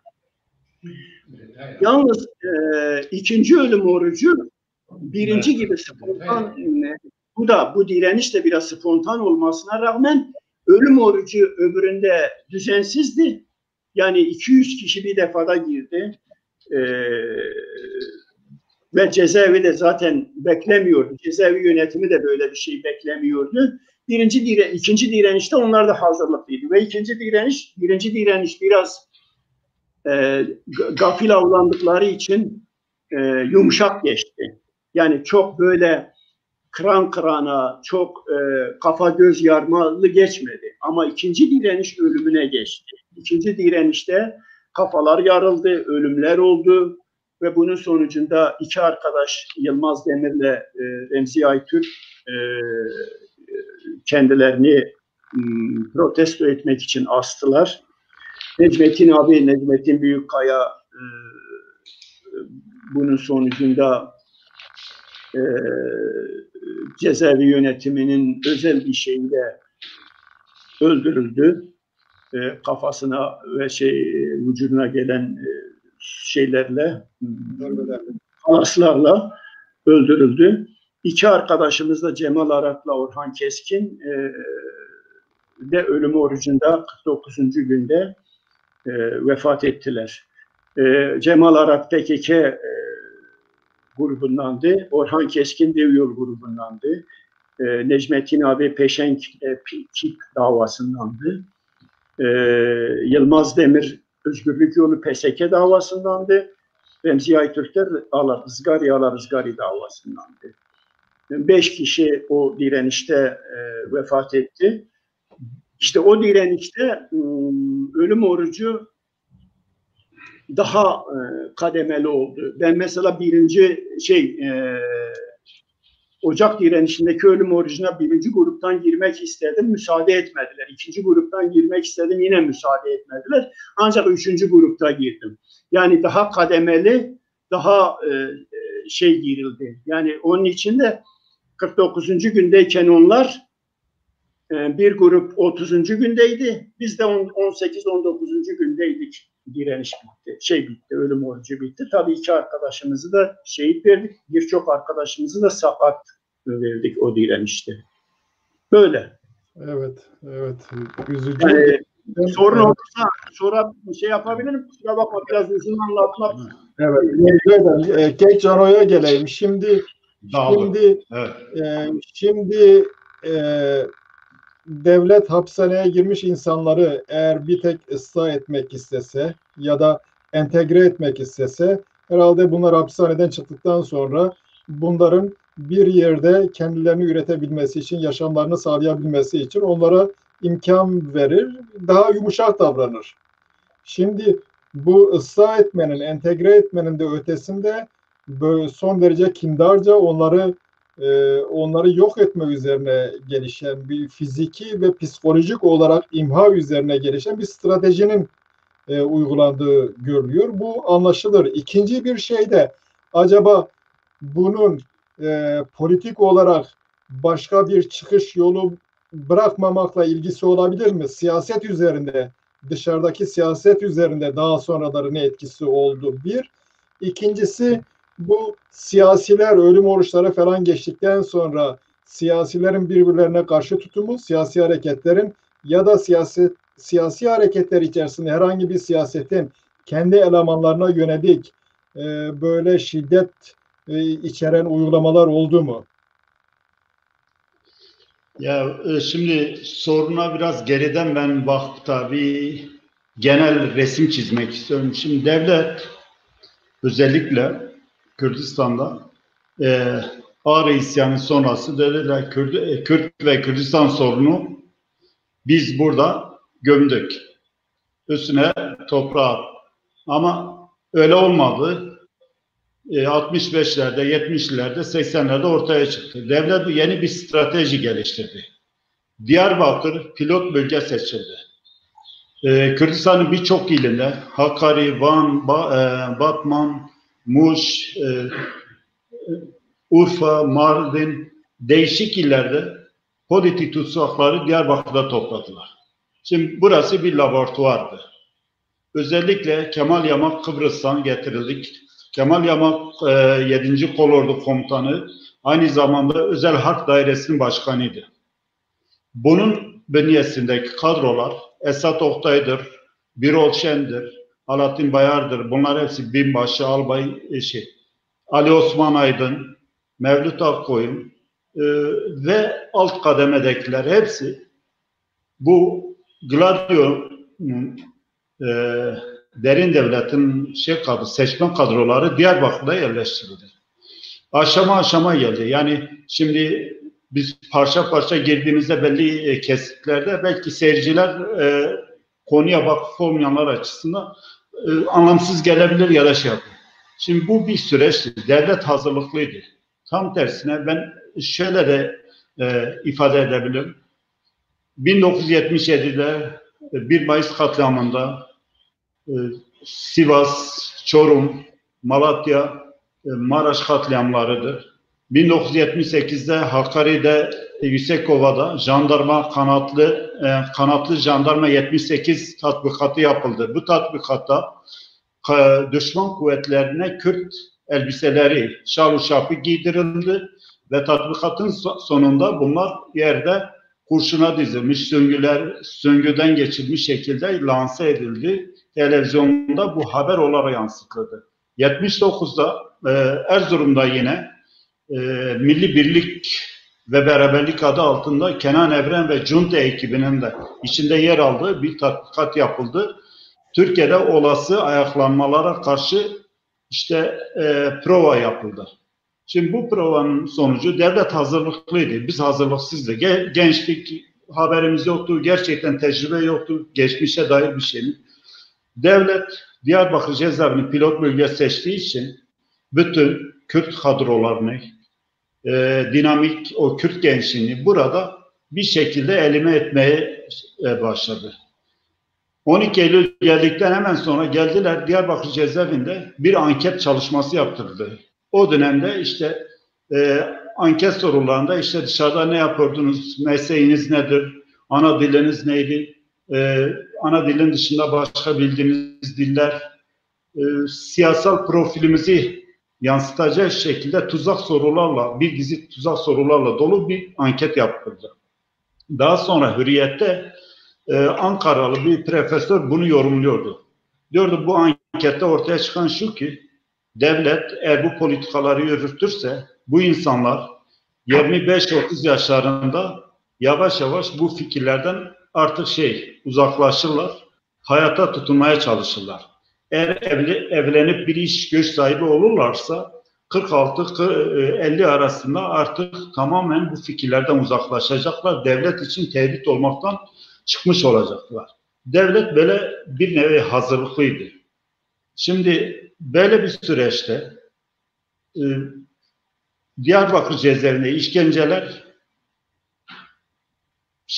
Cunta'da hemen sonra başlamadı. 1900 PDP havacı bir asubay Mevlüt Akkoyun başçavuş denilen önce iş güvenlik amiri oydu. Bu geldiğinde kurallar, kaideler işte sayımdır, yemek duasıdır falan dayatmalarda bulundular. Koğuşlar buna tepki gösterdi. Bütün cezaevindeki bütün siyasi hareketler, herkes kendi gücü oranında bir direnç noktası oluşturdu. Bu direnç noktası sonrası koğuşları dağıtmaya yöneldiler. Karıştır barıştır. O dönemde Türkiye tarafında faşistlerle devrimcileri karıştırıyorlardı. Kürdistan'da faşist bulamayınca bu sefer bu var olan grupları, koğuşlarda her grubun kendince bir komunu vardı. Kendi bir örgütlülüğü söz konusuydu. Devlet içeride koğuşlarda denetimi sağlamak için bu sefer koğuşları dağıttı. Hücrelere götürdü, farklı koğuşlara götürdü, gruplara ayırdı. 1981'in 1 Ocağı'nda PKK'nın başlattığı açlık grevi oldu. Bu bir kısım kesim katıldı, bir kısım katılmadı ama sonuçta farklı eylemliklerle bu eylem süreci devam etti. Hani açlık grevine girmedi ama kurallara uymuyordu. Yapıldı, koğuşları dağıtıldı, hücrelere götürüldü. Bu eylemin ardında ölüm orucu başladı 81'de. 43 gün sürdü. Bu eylem yüzbaşı işte gidip görüşmelerde bulunuyor ve diyor ki tamam taleplerinizi kabul ediyoruz. Siz diğer koğuşlara karışmayacaksınız. Biz size savunma yapmanız için bir takım materyali ve imkanlar tanıyacağız. Bir koğuşta kalacaksınız. Eylem bitirildikten hemen sonra zaten böyle bir şey olmadı. Bütün cezaevinin tümü o direnen grupla beraber herkes kurallara uymaya başladı. Marş, eğitimdir vesaire. Ali Erek o eylem sonucu yaşamına getirdi. PKK davasındaydı. Bu eylemden hemen sonra devlet itirafçılaştırmaya başladı. Özellikle PKK Merkez Komitesi'ne yer alan Şahin Dönmez, Yıldırım Erkil, Hasan Hüseyin Karakuş, Hıdır Akbalık gibi insanlar bu işin öncülüğünü yaptı. Özellikle de Elazığ grubu geldikten sonra Diyarbakır'da, Beşnolu'da bu itirafçılaştırma yaygınlaştırılmaya başlandı. Mazlum Doğan'ı söylediniz. Mazlum Doğan yani Harun Akkaş öyle duymuştur. Ben de farklı bir şekilde duymuşum. Benim bakışım ya da yorumum farklıdır. Ben aynı o süreçte orada değildim ama orada olan arkadaşlarla tanık olan olayı zaten görme şansları yok. Yalnız hücrede o süreçte olan arkadaşlarla sohbetlerimiz, diyaloglarımız vardı. Mazlum Doğan özellikle Yıldırım Merkit'in, Şahin Dürmez'in onun üzerine fazlasıyla duruyor. Mazlum eğer itirafçı olursa PKK'da çözülme olur. Zaten o dönemde bir itirafçı timi oluşturulmuştu. Bu itirafçı timin başında daha sonradan birçok arkadaş teşhis ettiği İbrahim Şahin denilen Özel Hareket Daire Başkanı. O dönemde Diyarbakır'da komiser yardımcısı olarak askerlik Beşnolu'da minik asubay diye biliniyordu. Daha sonra arkadaşların teşhis sonucu bu şey ortaya çıkınca gerçekten ben de dikkatli bakınca o dönemdeki simasıyla bugünkü siması birbirini andırıyor. Emin değilim. Yalnız ona isnaden bu minik asubay itirafçı timin başındaydı. Bu PKK'den itirafçı olan kişiler alıyorlardı iddianameleri, çağırıyorlar tek tek insanları farklı gruplarda, özellikle de PKK'li arkadaşları çağırıyorlardı. Bunları itirafa zorluyorlardı. Mazlum bir gün öncesinde çıkarılıyor. Bunu herkes biliyor. Çok aşırı ciddi bir işkenceden geçiriliyor. Ve hücreye geri getirildiğinde bitkin bir şekilde iki asker koluna girerek zor bela götürüp 10. koğuşta bırakıyorlar. O dönemde PKK'nın en üst düzey kadroları Kemal Pir, Hayri, Mazlum, bu diğer arkadaşlar hepsi üst katı. Şimdi hücre kısmı 4 kattı. Her katta 10 tane hücre var. Toplamda 40 hücredir. En üst hücreler çatı kısımlardan geliyor. Çatı yataydır. Tuvalet bir kişilik yerdir. Bir ranza, betondan yapılmış bir ranza ve betonun hemen ardında tuvalet kısmıdır. Tuvalete gittiğinde yani ihtiyacı gidermek için insanın 2 büklüm olması gerekir. Orada asılma durumu fiziki olarak yok. Bana sorarsanız benim duyduklarım, bildiğim Mazlum Doğan işkenceyle öldürüldü. Olabilir. Bir gün önce ağır bir işkenceyle, iç kanama mı dersiniz, işkence. Mazlum Doğan'ı devlet öldürdü, işkenceyle öldürüldü. Evet. O süreçte PKK'nın bir mitoloji, PKK kadroların bir mitoloji yaratma ihtiyaçları vardı. Ben bunu anlayışla da karşılıyorum, doğalla karşılıyorum ama bunu yaparken bir yanda gözden kaçırdıkları şu oldu. Sanki mazlum kendini yakarak, mazlum kendini asarak hani ferdi, bireysel bir karar vermiştir. Burada devlet aklanmış oldu. İşkenceciler aklanmış oldu. Oysa evet, mazlumu öldüren işkenceciler de devlettir. Bunu böyle görmek gerekir, böyle ifade etmektir. Tarihe not düşürmek önemli. O arkadaşların da bence bu yanlışı düzeltir. Bunun olarak pekiştiren bir şey söyleyeyim ki 5 nolu belgeseli var. O 5 nolu belgeselinde mazlumun babası rahmetli Kazım Doğan anlatımlarında şunu diyor. Diyor biz mazlumu cenazesi aldığımızda vücudu simsiyahtı. Diyor kalçalarında yara izleri vardı. Her tarafı yara bere içerisinde. Şimdi bu bile şeyi gösteriyor. Ağır bir işkence sonucu şey oldu. Evet. Mazlumun ölümünden sonra dörtlerin yakması, kendini yakma olayı var. Şimdi itirafçılaştırma o denli genişledik ki koğuşlarda artık kadrolar, mahalli kadrolar, ilçe falan bunların yakalarına yapışıp çözülür, konuşmazsanız işte idamla yargılanacağız, şöyle olacak. Esat Oktay ve bu itirafçı ekibi koğuşlara baskın düzenliyordu. Tek tek insanlar çağırdı. Ferhat Kutay Mardin bölge sorumlularından ya da o yetkili bir insan. Ona bir 15 gün öncesinde zaten uyarıyorlar. Yani konuşmazsanız sıra size geldi. Bunlar bir eylem koydular. Bedenlerini ateşe verdiler. Bunların ardında Hayri Durmuş, Kemal Pir, Akif Yılmaz, Ali Çiçek mahkemede hiçbir koşul öne sürmeden salt işkencelerin durdurulması, bu vahşetin durdurulması, ölüme yattıklarını ifade ettiler. Eylem başladı. Haluk Hakkaşan anlattı. Ben o ayrıntılara girmeyeceğim. Bunun ardında devlet ya da o işkenceci kadrolar fırsatı ele geçmişler. Artık ihaneti kurumlaştırmaya çalıştılar. İtirafçılar koğuşu 38. koğuş denen koğuşta bu itirafçılarla seçme tipleri, özellikle Hıdır Akbalık ve benzeri tipler, bunlar koğuşları dolaşarak Genç Kemalistler Birliği diye bir örgüt kurduklarını söylüyorlardı.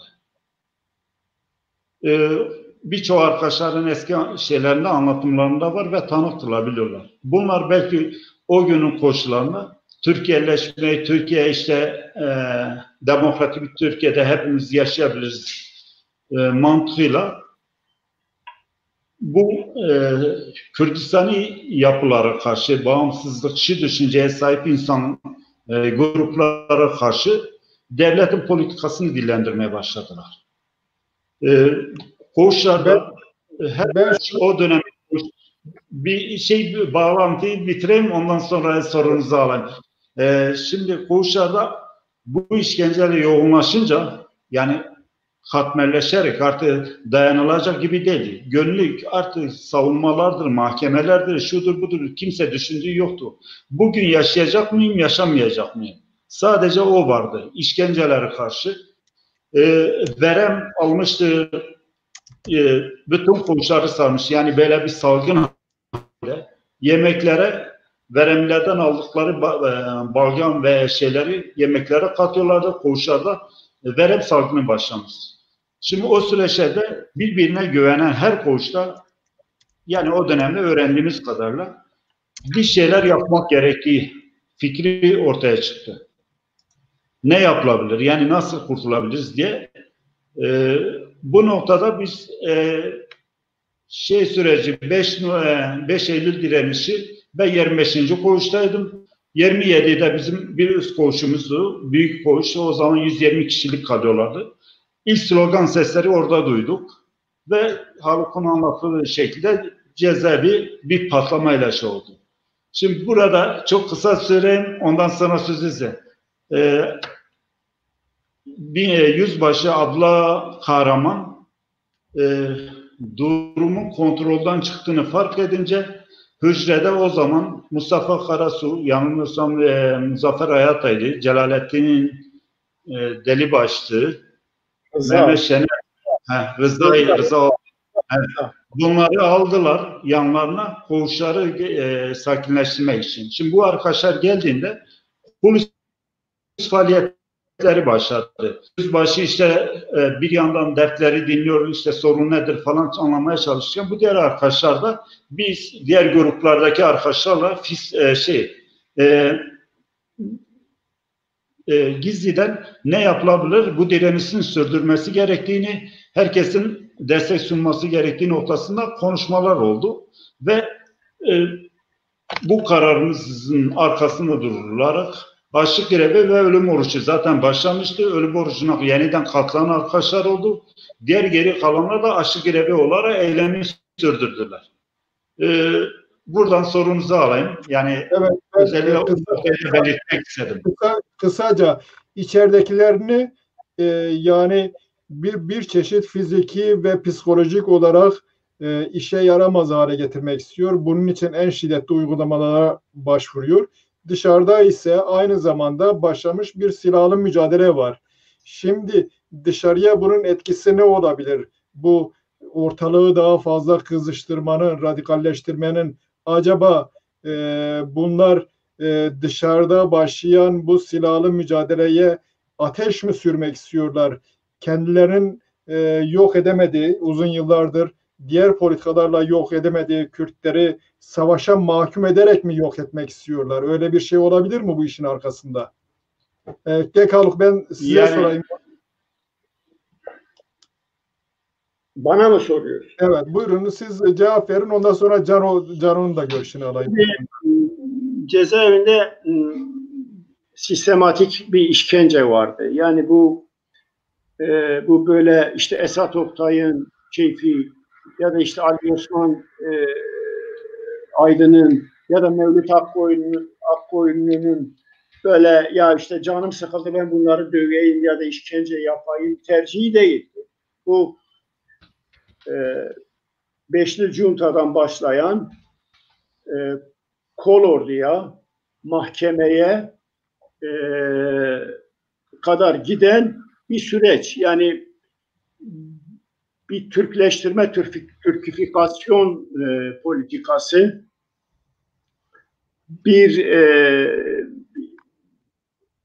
pişmanlık yaratma, nedamet getirme, kişiliksizleştirme, yani teslim alma politikası ve bunun sonucunda da işte itirafçılaştırma, bitirme, yok etme politikasının sonucuydu. Yani bu bütünlüklü bir hareketti. Bir defa onu söyleyeyim. Yani bir hareket değildi. Yani birilerinin özel bir uygulaması değildi. Ya da birilerinin kişisel bir uygulaması değildi. Bütünlüklü bir hareketti. Bir defa onu altını çizmemiz lazım. Yani Mevlüt Akkoyunlu sıradan bir başçavuş. Ama generallerin 20'den fazla donanımı olan bir başçavuş.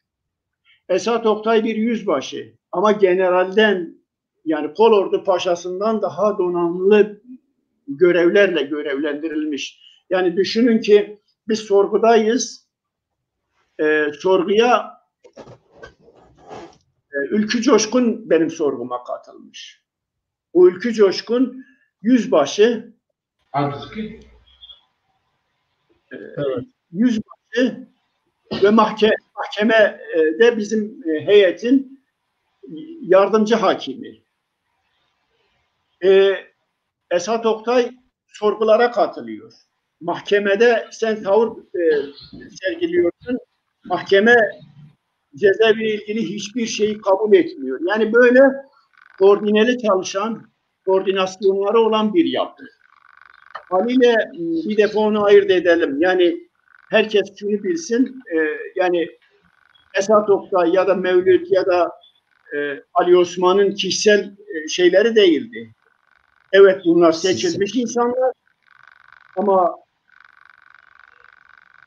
bütünlüklü bir koordinasyonla yapılan bir işlemin Türkleştirme, nedamet getirme, pişmanlık yaratma, kişiliksizleştirme politikasının ve giderek yok etme politikasının sonucunda bilinçli yapılmış bir eylem. Şimdi olay o. Soru o anlamda Evet. Sorun dışarıda da silahlı mücadele başlamış. Acaba evet, buna ateş mi sürmek istiyorlardı? Yani bunu daha alevlendirmek mi? Başka şekilde şeyi yapamadıkları, ortadan kaldıramadıkları Kürtleri savaşa mahkum ederek mi marjinalize etmek istiyorlar? şimdi eğer siz o cezaevindeki insanları teslim almak istiyorsanız, yani ya da daha doğrusu belli bir şeye getirmek istiyorsanız yapılacak politika şiddetten çok belki başka politikalarla daha rahat yapabilirdi. Mesela yani ne yapardı? İşte herkesi daha böyle bir şey hale getirebilir, daha rahat bir hale getirebilir, şey yapabilir. Ama düşünün ki yani sadece siyasilere, sadece bir gruba, sadece kadrolara yönelik bir şey değil. Sıradan insanlara, köylülere, eroinden gelenlere ya da işte bilmem sıradan bir biçimde cezaevine gelen herkese yönelik bir politikaydı. Yani düşün, adam kaçakçılıktan gelmiş ya da işte Felat abi kömür bilmem neyinden gelmiş, para bilmem neyinde ilişkisinden gelmiş. Yani herkese, bir de sadece devrimci kadrolara da değil, bucaklardan insanlar geldi. Onlara yönelik, limanlardan insanlar geldi. Onlara yönelik ya da işte diyelim bizim koğuşta vardı. Hasbelkader Hakkari'de bilmem ne yapmış polis ya da asker, onlara yönelik. Yani böyle herkese yönelik özellikle yapılmış bir eylemdi. Şimdi böyle olunca tabii o sırada da bu patlayınca, dışarıda 84 eylemi de patlayınca ve bunun da şiddetini, yani orada değil aynı zamanda dışarıda da arttırınca öyle bir sonuç çıkıyor. Yani oraya sürekli Kürt mücadelesini şiddete endekslemek. Evet. Öyle bir sonuç çıkıyor. Çünkü sen şiddeti yarattığın zaman karşıda başka bir şiddet yaratılır. Bunun sonucunda da sen şiddete endeksli bir siyaset yaratmış olursun ve hesabına geliyor. O anlamda bu mümkün. Yani evet, daha doğrusu olay bu noktadan da ele alınmalı. Evet, evet. Evet, Gökçen, siz ne söylersiniz? Savaşı bilinçli olarak mı kızıştırıyordu? Savaşı kızıştırmak için mi bu tür uygulamalara başvuruyordu devlet?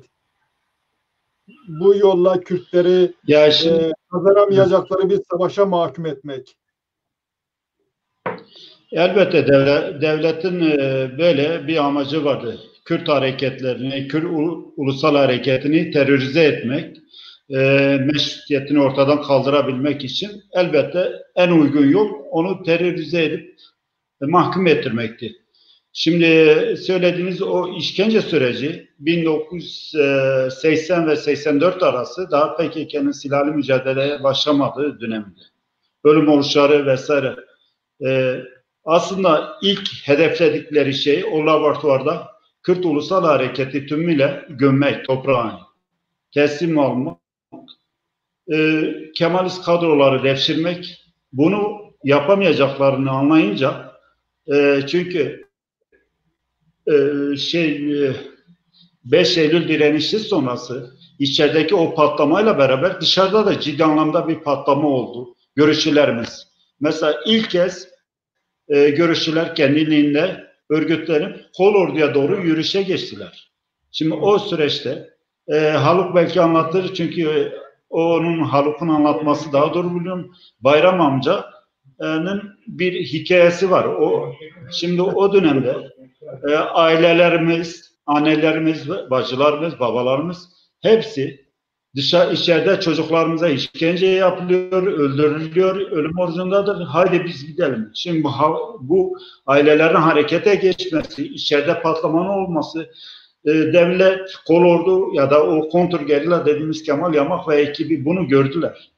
Bu Kürt halkına teslim alamayacaklarını gördüler. Bu sefer politika değişikliğine yöneldiler. O dediğiniz şekilde elbette devlet Kürt hareketini terörize etmeye çalıştı. 80 öncesi her örgüt kendi alanında belli bir hakimiyeti vardı. Siyasal mücadele yürütüyordu. Dernekleşmedir, sendikal faaliyetlerdir, gençlik faaliyetleridir. Hayatın her alanında aktifti. Ve bu giderekten Kürt toplumunda politikleşmenin hızla büyümesini getiriyordu. Siyasal taleplerdir, kültürel taleplerdir. Ana dilde eğitim bugün mesela çok revaçta görülüyor. O dönemde DDK'da mesela ana dilde eğitim şiarının ortaya atıldığında birçok bugün savunucusu olan arkadaşlar onları ihanetle suçluyorlardı. Yani olaylara böyle baktığımız zaman devlet Kürt hareketini doğru mercadan çıkarıp yanlış bir yola sürüklemesi gerekiyordu. Dolayısıyla bu hareketlerin bir kısmının tasfiye edilmesi gerekiyordu. Bir kısmına da yol verilecekti ki bu olan potansiyel, bütün hareketlerin potansiyeli bir barajda kontrollü bir şekilde yürütülsün. Gelinen nokta da bugün onu gösteriyor ki devlet bilinçli bir proje uyguladı.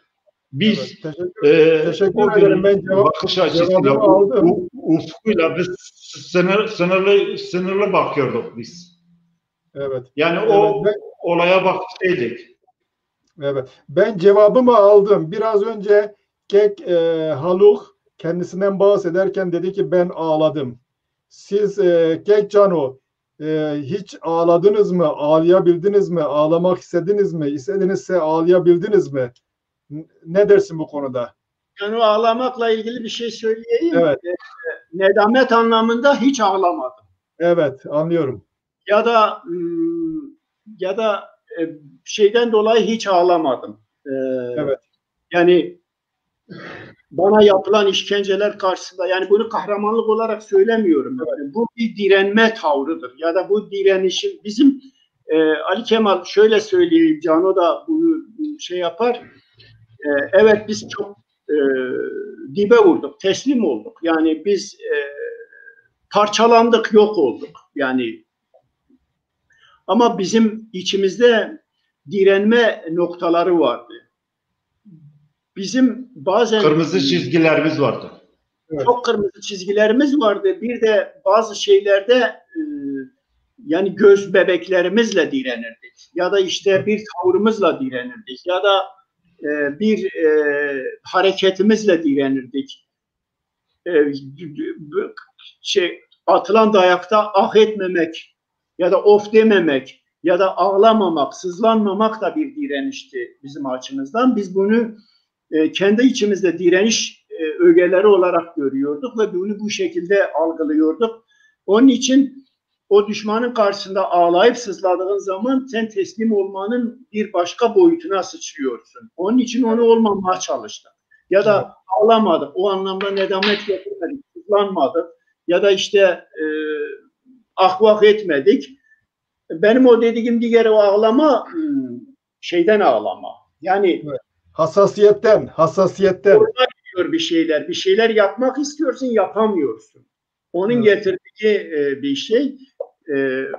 Öbür ağlama başka bir ağlama. Evet. Onu bir ayırt etmek için söylüyorum.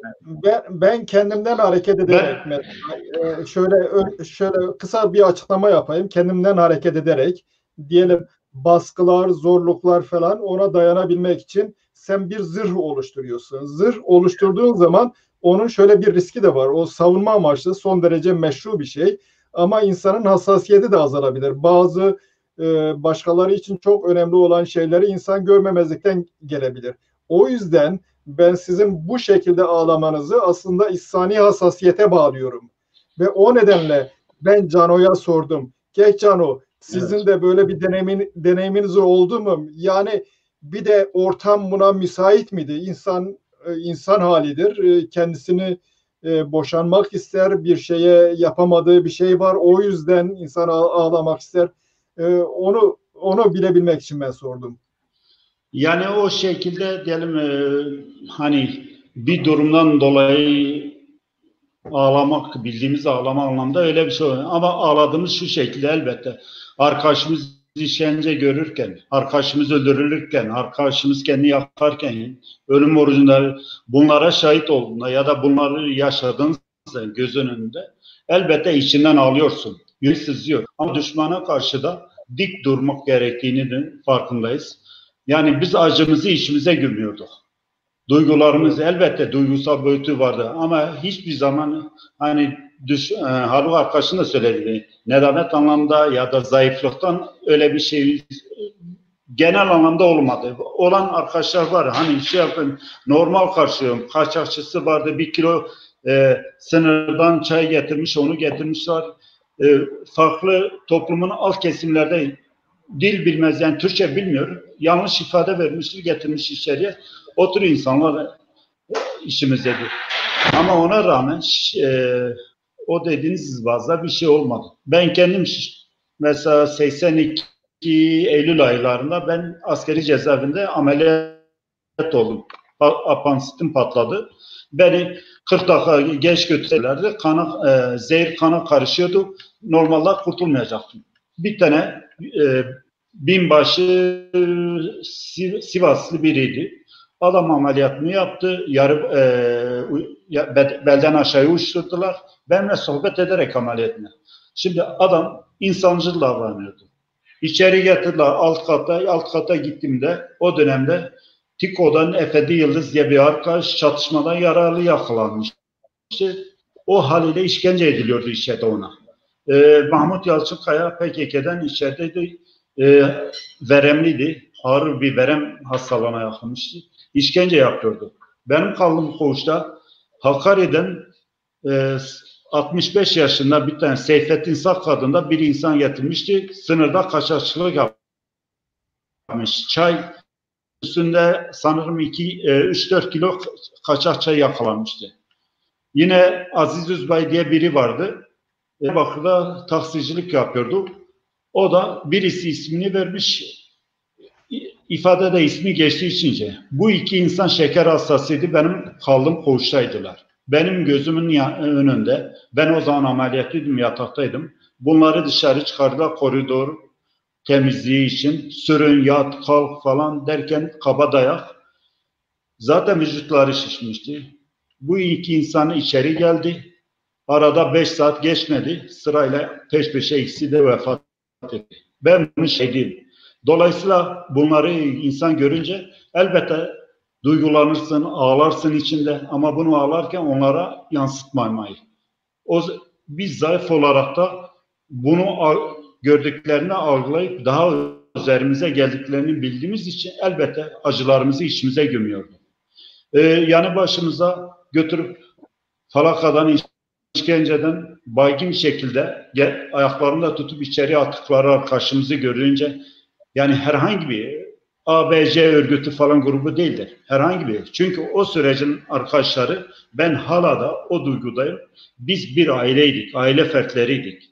PKK'lisi, hukukçusu, Alarızgırsı, DDK'lısı, o vahşet sürecindeki dayanışma, birlikte olma, bir aile aidiyetini yaratmıştı. Birimizin yaralarını merhemle şey yapıyoruz. O dönemde bir lasolin vardı. Herkesin kullandığı lasolindi ya da elleri oluşumlu. Bir de bize diazem diye bir ilaç verilirdi. O da uyuşturucu bağımlılık yapan bir ilaçtı. Bunun dışında götürürlerdi. Orhan diye bir doktor vardı. Ankara Sevgi Hastanesi, şimdi sanırım onun kurucusudur. Öyle basında takip ettiğim kadarıyla. Adam gelip kerpetenle diş çekiyordu. Çürük dişi gösteriyordum. Diyordum şu dişim ağrıyor. Adam alıyordu, sağlam dişi çekiyordu. Yani benden mesela şu anda 8 tane dişim yok. Ve o sürecin şeyidir. Eseridir. Hani böyle bir süreçte geçtik. Hani şimdi kalkıp da geçmişte bu işkenceleri şöyle yaşadı, böyle yaşadı. Gerçekten 40 yıl sonra her şeyde biz bunu yaşıyoruz zaten. Anlamsız buluyorum. Fazla da şey. Önemli. Evet. Ama ben bunu söyleyeyim. Devlet Kürt toplumunu imha etmek için çok bilinçli, projeli, yılların deneyiminden yaralanarak bir politika yürüttü ve o politika 12 Eylül politikası bugün de devam ediyor. Hala da bir şekilde devam ediyor. Ben ona inanıyorum. Evet, ben yani bu zor koşullara, bu vahşete rağmen insani hassasiyetlerinizi koruduğunuzdan dolayı sizi takdir ediyorum. O bakımdan bu konuya girdim. Şimdi Haluk, sana dönecek olursak, yakalandığın zaman ya da yakalandıktan sonra dışarıda hareket olmadığını biliyordunuz. Bir şey de olmayacak. Buna rağmen direndiniz. Hücreye alındınız, direndiniz. Daha sonra sizin bir savunma deneyiminiz de var. Siyasal savunma da yaptınız. Sizi motive eden, böyle direnmeye sevk eden neydi? Nasıl kendinizi ikna edebildiniz? Nasıl hücrede bu koşullarda kendinizi koruyabildiniz?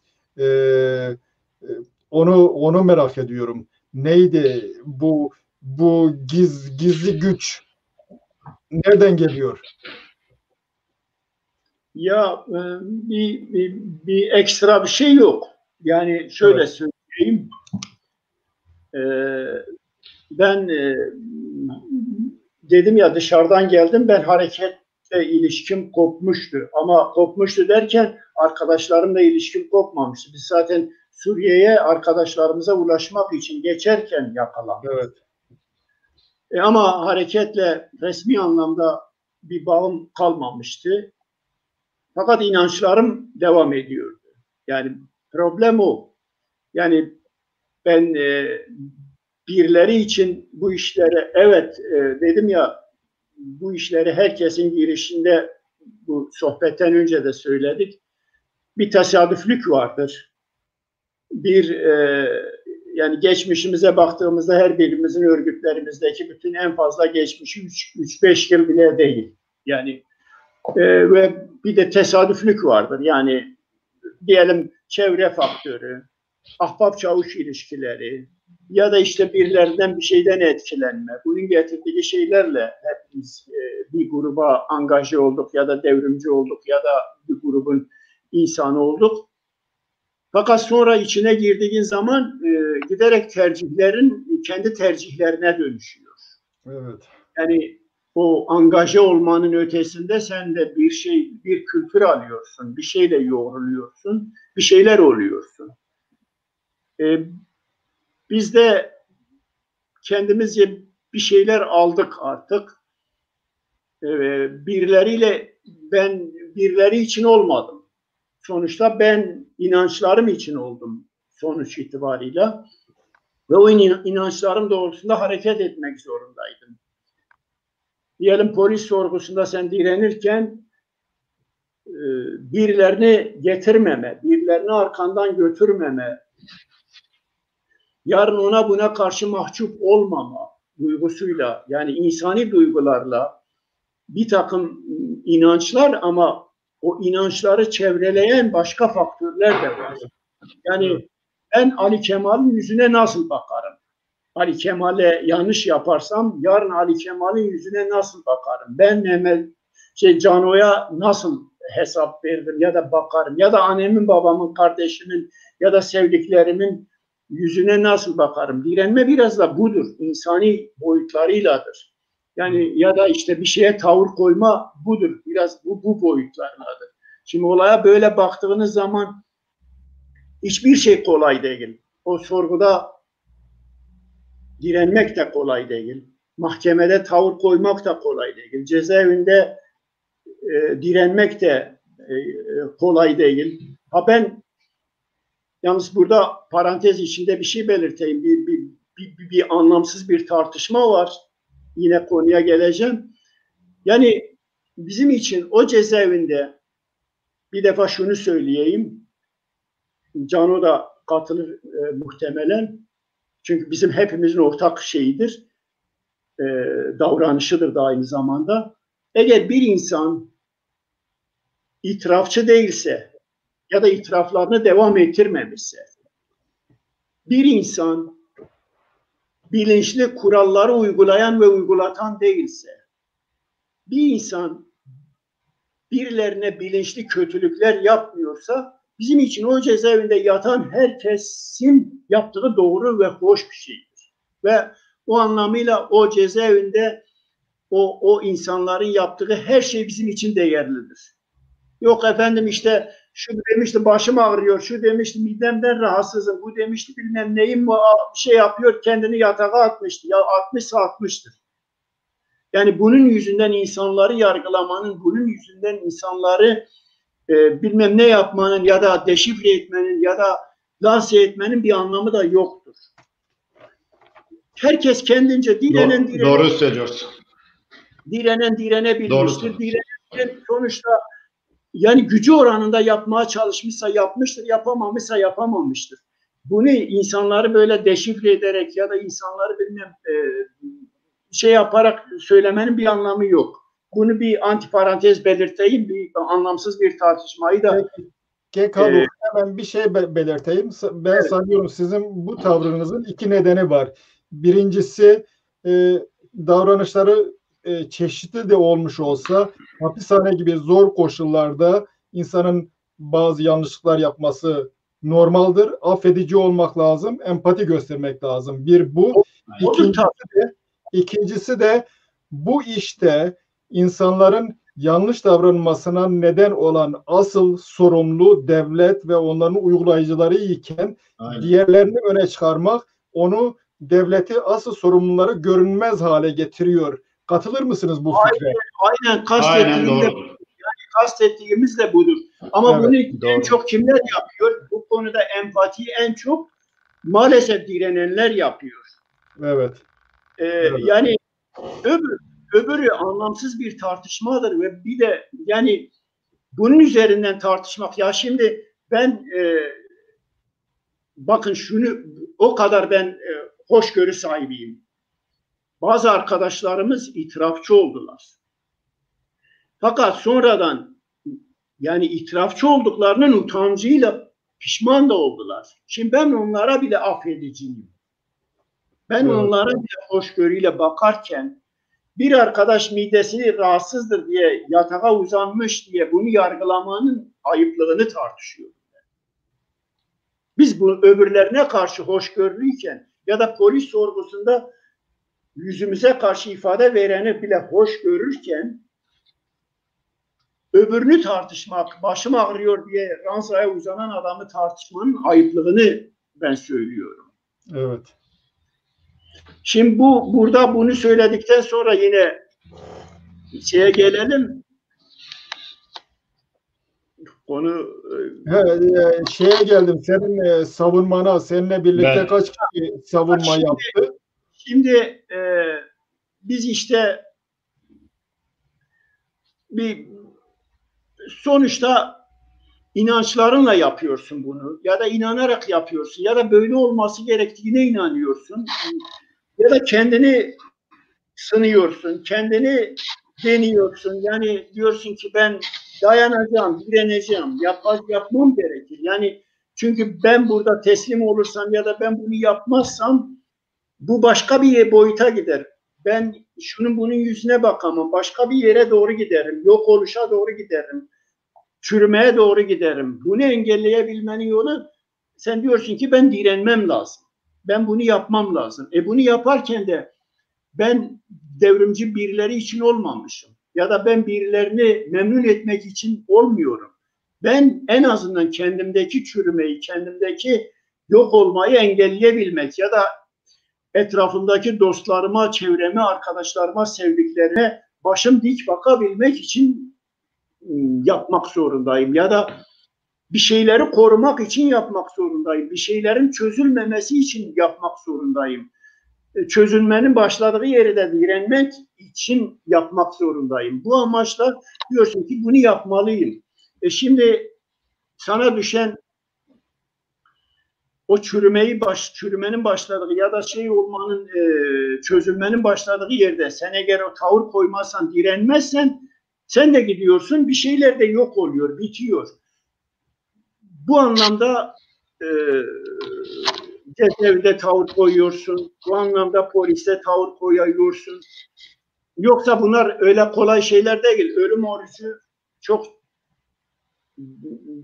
ciddi bir süreçtir. Yani insanın her saniye, her salise kendisiyle mücadele ettiği bir süreçtir. Bir haluk diğer halukla mücadele ediyor. Ama ciddi bir mücadele ediyor. Biri direnmeyle ilgili, başarmayla ilgili, biri işte sonuca götürmeyle ilgili, ya biri vazgeç. Evet. Dayanamıyorsun. İkili bir mücadele yaşıyorsun. Direnme de böyledir.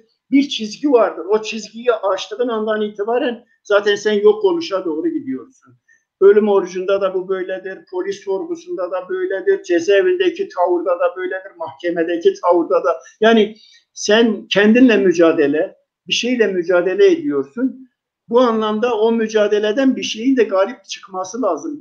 Bir şeyin, yani sen bunu yapmazsan, diğeri yapmazsa, öbürü yapmazsa nasıl olacak? O zaman senin amaçların ne? Senin niyetin ne? Sen niye mücadele veriyorsun? Bu anlamda yapmak zorundasın. Bu anlamda da ben yapmam gerektiğine inandım. Yani hem ölüm oruçlarına da bu amaçla girdim. Hem ölüm oruçlarını da bu amaçla sonuçlandırmaya çalıştım. Hem cezaevindeki tavırda da ben inanıyorum ki o bir arkadaşlar da aynı sahiplerle yapmıştır. Yapamayanlar da bu sahiplerle yapmaya çalışmış. Benim o diğer dediğim yanlı galip gelmiş ya da öbür yanı galip gelememiş. Olmamış yani. Ben kimseyi şey görmüyorum. Evet. Bu anlamda kimse için bu işi yapmadığımdan dolayı yaptım. Savunmamı da o amaçla yaptım. Hem o günün koşulunda çok kolay da değildi. Özellikle Cano bilir. Yani insanların ben Kürdüm demesi bile çok şeyken yapmaya çalıştım savunma. Sonra da döneminde de hücrede biz 3 arkadaştık. Bir arkadaş bizden, 4 arkadaş yakalanmıştık. Bir arkadaş bizden ayrı yargılandı. Biz 3 arkadaş beraberdik. Biz beraber yapmayı ben hedeflemiştim. Bir araya gelemedik. Ben hücrede işte bir gecede mi 2 gecede ne hazırladığım bir savunma, 23 sayfalık yazılı bir savunma verdim mahkemeye. Ondan önce de zaten henüz cezaevinin çok kötü olduğu dönemde de zaten sözlü savunma mahkemede yapmıştım. O sahiplerle yaptım. Evet. Yaşar Karadoğan'ın şeyi ekrana gelmişti. Sizin dışınızda kimler savunma yaptığı biçiminde? Bizim evet. grupta. Bizim Evet. grupta zaten benden önceki yargılamada biz ilk Rızgaryalar Rızgari grubu biz yakalandığımız zaman birinci dava sonuçlanmak üzere olduğu için bizi ona eklemediler. Evet. Biz ikinci bir dava olarak ayrı görüldük. Bizim birinci davada Muhlis Erdem, Ahmet Şah Özgül, Süleyman Güney ve Nuri Aslan ortak savunma yaptılar. Evet. Külolarında mahkemeye savunmalarını götürdüler. Ortak savunma yaptılar. Ben yani bildiklerimi söylüyorum. Bir iki arkadaş da ayrıca bir takım şeyleri söylemiş, savunma yapmışlar ama bu 4 arkadaşın ortak savunma yaptığını biliyorum. O birinci dava. Tabii onu bilenler kendileri konuşur. Ben onun çok detaylı bilmediğim için bir şey söyleyemem, evet. Ama siz zaten bu konuda hazırladığı bir de kitap var biliyorsunuz. Rızgaryalar davasında savunma diye. Bizim grupta da şöyle oldu.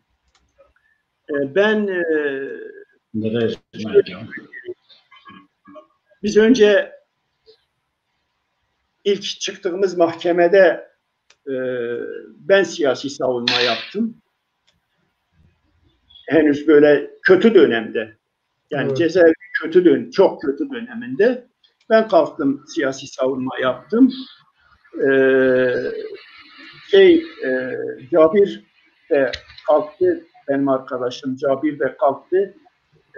Savunma yaparken mahkeme heyeti müsaade etmedi.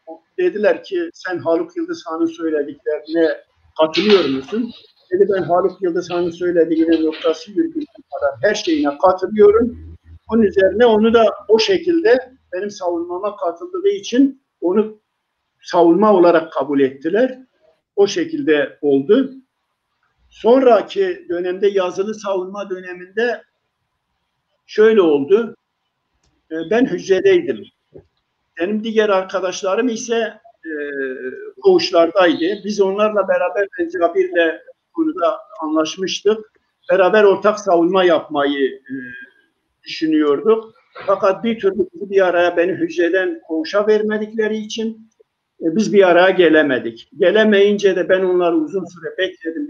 Bir sonuç alamayınca ben mahkememize yani artık son mahkememize bir gün kala gece hiçbir doküman yoktu elimde. Hiçbir şey yoktu. Sadece kağıt ve kalemden ibaretti şey. Ben kalkıp işte bir günde yazdığım savunma ki bu elimde zaten belgedir 23 sayfalık bir savunmadır. Tabii büyük bir çoğunluğa kader ve legal yapıyı savunmuş. Çünkü ben onun yöneticisiydim. Suçlamaların bir kısmını da oradan geliyordu. Bir de siyasi bir takım şeyler var. Zaten o da dedim ya elimizde belge olarak vardır elimde. Orada savunma yaptım. Diğer Cabir'le Yusuf da kendilerinin hazırladığı başka bir savunmayı verdiler. Ben okudum ayrıca. Savunmamı mahkemede ısrarla okudum. Bir de bizim davada tabii ki Recep Maraşlı verdi. Beraber yargılanıyorduk. Recep de ölüm orucundan yeni çıkmıştı. Hatta onun savunmasını mahkeme heyeti okutmadı. Benim ısrarım üzerine çünkü Recep ölüm orucundan çıkmış. Yani şey değildi, sağlıklı bir durumda değildi. Benim ısrarım üzerine toplu yargılama olduğunu söyledim. Hatta karar almışlardı dosyaya konulması, okunmadan dosyaya konulması. Benim ısrarım üzerine yeniden kararı değiştirdiler. Okuttular. Okunmasını ben istedim. Onu okuttular. O da bir savunma yapmıştı. Recep zaten onun savunması daha genişti. Çünkü o hazırlıklı koğuşta yapmıştı. Evet. Yani bizde savunma öyle oldu. Bunun dışında bazı arkadaşlar sözlü bir takım şeyler söylemişlerse de yazılı olarak bir benim, bir Recep'in bir de diğer iki arkadaşın savunmaları var. Evet, teşekkür ederim. Şimdi Gökçen, size gelelim. Siz biraz önce mekanı cennet olsun Bayram amca ile Leyla teyzenin. Siz biraz önce Bayram amcadan bahsettiniz ama bitirmediniz. Neydi mesela? Onu söyleyebilir misiniz? Biraz da insan hallerinden bahsedelim. Şimdi Haluk'un çizdiği çerçevede hani savunmadır, o cezaevi Evet, direnişi, oraya girebilirsiniz. Buyurun. orada da biraz ben de kendi boyutumla bir şeyler Evet, aktarayım. evet. Şimdi Haluk başta da söyledi, yıllardır anlamsız bir tartışma oluyor, doğrudur. Yıllardır bizler birbirimizi yargılamaktan, bizler birbirimizi mahkum etmekten dolayı bir türlü düşmanı yargılamayı neredeyse unuttuk diyebileceğim bir noktaya. Anlamsız tartışmalar yürütülüyor, anlamsız şeyler. Evet. Sen bunu yaptın, böyle yaptın. Oysa o süreçte herkes direndi, herkes kendince. Haluk'un çizdiği çerçevede o itirafçı olup da devletle bütünleşen halkına ve arkadaşlarına ihanet edenlerin dışında zaaflarıyla, yanlışlıklarıyla bile ne orada yaşayan, o süreci bir şekilde yaşayan her insan bizim için değerlidir. Öyle bakıyorum. İnsanları mahkum etmemek gerekir. Bir diğer nokta, mesela bu savunma konusunda gerçekten bizim grupta biz merkezi insanlarımız yoktu. Bizim kadrolarımız hemen hemen hep alt düzeydeydi. Böyle birçok hareketin merkezi düzeyde kadroları içerideyken bizim hep alt düzeydeki kadro. Ona rağmen ben, Hıdır Yiğit, Abidin Enes, Recep Fisli biz aramıza o günün şartlarında savunma yapacağımıza karar verdik. Kalktık gazete, o dönemin gazetelerinde işte Türkiye'nin ekonomik durumunu değerlendiren makalelerdir vesairedir. Kaba bir Kürdistan coğrafyasını tanımı, Kürdistan tarihidir. İşte örgütün programında yer alan işte amaç ve strateji ifade eden 30-40 civarında bir el yazısı, bir yazı hazırladık. Abidin Enes o dönemde 24. koğuşta, Necmettin Büyükkaya'nın kaldığı koğuşta kalıyordu. Biz 28'deydik. Biz bunu kalktık. Kağıtları bir poşetin içerisine bağlayıp Haluk bilir, havalandırmalar yan yanaydı. Aradaki duvar neredeyse 9-10 metre yüksektedir. Biz öbür havalandırmaya seslenerek işte sana bir şey atıyoruz. Arkadaşı aldı. Okuyup da işte bize katkı sunacak diye. 3 gün sonra biz mahkemeye çıkarken arama noktasında kapıda orada üzerine bu kilotunun arasına, yani o zaman açıktan götüremiyorsun. Yani gerçekten savunmayı hazırladın, savunmayı mahkemeye götürmek gibi cesaret istiyor ve çok ciddi anlamda yol yöntemi. Birçok insan, hani PKK'den de bu diğer gruplardaki arkadaşlar da hepsi o yöntemlerle vücudunun en ucra, en mahrem yerlerine yerleştirerek götürmeye çalışıyor. Arama esnasında Abidin arkadaşlar bizim bu yazılarımız çıktı.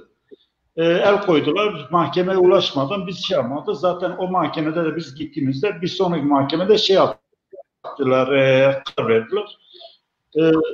Böyle bir süreç yaşadık. Bunu bir dipnot olarak anlatayım. Diğer sorduğunuz soru, şimdi 5 Eylül direnişi sonrası ölüm orucundaki arkadaşlar o zaman yanılmıyorsam 30. koğuşta toplanmıştı. Ziyaretçiler kapının önüne geliyorlar. O zaman Esat Oktay çıkıyor. Bunlara bir nutuk çekiyor. Diyor ki işte çocuklarınıza biz iyi davranıyoruz. Şöyle böyle yemek veriyoruz. Yemiyorlar. Ali Osman Aydın şey yapıyor. İşte çekiyor işte. Bak çocuklarınıza söyleyin bunlar yemek yesinler, işte vazgeçsinler ölüm orucunda, aşı grevinde, işte biz onlara böyle iyilikler yapıyoruz. İtiraz ediyor aileler. Diyorlar ki işte işkence yapıyor falan. Diyor ki yok öyle bir şey yok. İstiyorsanız bir heyet oluşturun, birkaç şey gelsin, bir götürüp sizi görüştürelim. Bildiğim kadarıyla eğer eksik varsa Haluk tamamlar. O arada birkaç arkadaşın ailesi içeri alınıyor. Bunların içerisinde Bayram amca da var. Bayram amca gidiyor. Haluk ölüm orucunda zaten. Bayram amca mütevazi, hoş, kibar, centilmen bir insan diyor. Onu tanıyanlar bilir. Çok kibar, yumuşak konuşur. Oğlum diyor, siz niye yemek yemiyorsunuz? Bak, komutan efendi şöyle şöyle size iyilikler yapıyormuş falan. Haluk da diyor, baba sen ona mı inandın? Bak bize işkence ediyorlar şöyle böyle. Haluk onu anlatır. Bu dışarı bildiğim kadarıyla olayı hani ben başlattım anlatayım, belki Haluk daha sonradan tamamlasın. Çıkıyor dışarıya, Haluk bunları anlatınca diyor tamam. Dışarı çıkıyorlar, diyor ey ahali, ziyaretçilere yönelik sesleniyor. Diyor şu var ya, şu yalancının tekidir. İşkencecidir. Çocuklarımıza işkence yapıyor, şöyledir falan. Bir tepki, bir şey toplanıyor. O anda bağırış çağırış, birileri diyor hadi yürüyelim. Kalkıyorlar, o zaman cezaevinin önündeki o ziyaretçilerimiz, tabii bunların içerisinde adını söyleyeceğimiz mesela iki tane anne, Rahibe anne, Mahmut Şahin'in annesi, Mehmet Şener'in annesi Kör Saliha, diğer anneler falan hepsi yani gerçekten aktif bir şekilde işin içine girip 7. Kolordu'ya doğru yürüyüşe geçiyorlar. Ve gidip orada evet. 7. Kolordu'da Arap müşavirlikte bir heyet gidip onlarla görüşüyor. Diyor ki çocuklarımıza işkence yapılıyor, bu işkenceler durdurulacak. Yani böylesi bir süreç yaşandı. Bu evet. Olaydan dolayı Bayram amca gözaltına alınıyor, yargılandı. 7 ay bildiğim kadarıyla 7 ay cezaevi yattı bunun için. Böyle bir süreç yaşadı. Şimdi bu bizim içeride yaşadıklarımızın bir katını dışarıda aileler yaşadı. Ailelerimiz ziyarete geldiğinde dışarıda kapı önünde her koğuşun ziyaretçileri farklı şekilde askeri içtima sistemiyle rahat, hazır ol, yat, kalk, otur falan onlara dışarıda işkence ederek 2-3 dakikalığına içeri alınıyordu. Onlar ziyarete geldiğinde nasılsın oğlum? Sorduğu sorular buydu, çıkıp gidiyorlardı. O da Türkçe konuş, çok konuş. Türkçe konuş demek hiç konuşma. Anlamı buydu, özeti buydu. Evet. Evet. Haluk bir de senden dinleyelim. Onun dışında annenle ilgili de bir anı var. Benim duyduğum kadarıyla diyor bu kadar işkence çekiyorlar. Bir günde bizim için çeksin. Bir bu. Bir de herhalde büyük abinin de bu içerideki işkencelerden ya da sizin kardeşlerin aranmasından dolayı o da bamya yeme işkencesine tabi oluyor ya da ona da o düşüyor. Neydi o mesele neydi? Yani bunlar cezaevinin tabii hoş şeylerdir ya da böyle gülümseyerek anlattığımız şeylerden biridir. Bir takım şeylerdir.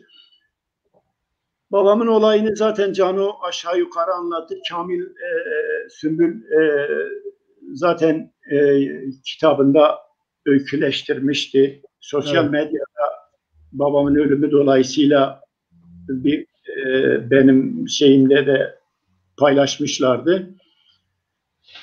O aşağı yukarı o. Yani şöyle diyeyim, bazı şey yani geldi biz heyet olarak geldi. Heyetten bazıları Kolordu'nun söylediklerini onlara dikte ettiğini ya da işte Ali Osman'ın ya da Birol Şen'in kimse orada yetkili onların dikte ettirdiklerini söylemişken babam yok böyle bir şey demiş ve bunun sonucunda duvara çıkmış işte bizim işkence gördüğümüzü, bu işkenceler sonucunda direnişe geçtiğimizi, ölmek üzere olduğumuzu, ölüm orucunda olduğumuzu söylemiş. Bunun üzerine oradakiler galeyana gelerek Kolordu'ya doğru yürümüşler, taşlamışlar. Bundan sonra da işte ben ölüm orucu sonrasında hücrede geldiler işte sonra görüşte de öğrendim. Babamı sorguya almışlar. Sorguda bir süre kalmış. Sonra da bunun sonucunda da hapis yatmış. Bu babamla ilgili kısmı. Anamla ilgili kısmı da şöyle söyleyeyim. Yani herkesin tabii kendisine göre anıları vardır. Bir takım şeyleri vardır. Şimdi Zeyne abla var. Cemal Miran'ın anası. Bunu tabii sonradan anlatıyorlar. Ben içerideyken bilmiyorum. Bizim bu ziyarete gitmek bizim için büyük bir azap. Çünkü her ziyarete gittiğinde ekstra dayak yiyorsun. Sürünüyorsun, dayak yiyorsun. Büyük bir eziyet çekiyorsun. Onun için biz ziyarete gitmeye çok hevesli değiliz. Ziyaretçilerimiz de bizi görmeye hevesli. Evet. Öyle olunca böyle bir çelişki yaşanıyor. Onlar bizi görmek istiyor ama biz de gelmelerini çok böyle istemiyoruz. Zeyni abla diyor ki Leyla anama böyle biraz da şey yapıyor. Aralarında bizim Siverek'ten Zeyni ablayla bizim Cemal Biran'la yani Zeyni ablayla bizim evimiz duvar duvaraydı. Yapışıktı, bitişikti. Zeyni abla diyor Leyla oğul diyor biz böyle bu ziyarete gidiyoruz. Bu çocuklar bu ziyarete gidip gelmelerimizde dayak yiyorlar. Biz çok gidip gelmeyelim. Anam da diyor ki Zeyni abla, Amına abla diyor. Çünkü ondan büyüktü diyor. Zeyni abla diyor da her gün dayak yiyorlar. Bir gün de bizim için yesinler.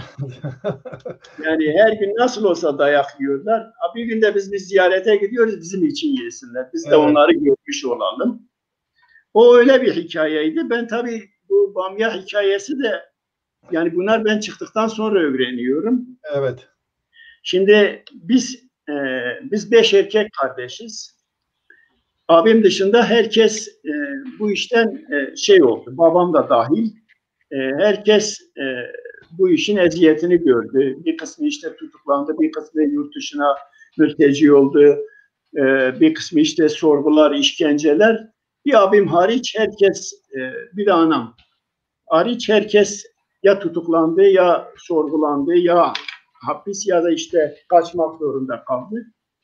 Şimdi anam evde yemek yaptığı zaman diyor Haluk kuru fasulye pilav seviyor. Yiyemiyor. Bilmem Namık ne seviyor, yiyemiyor. Tarık ne seviyor, yiyemiyor.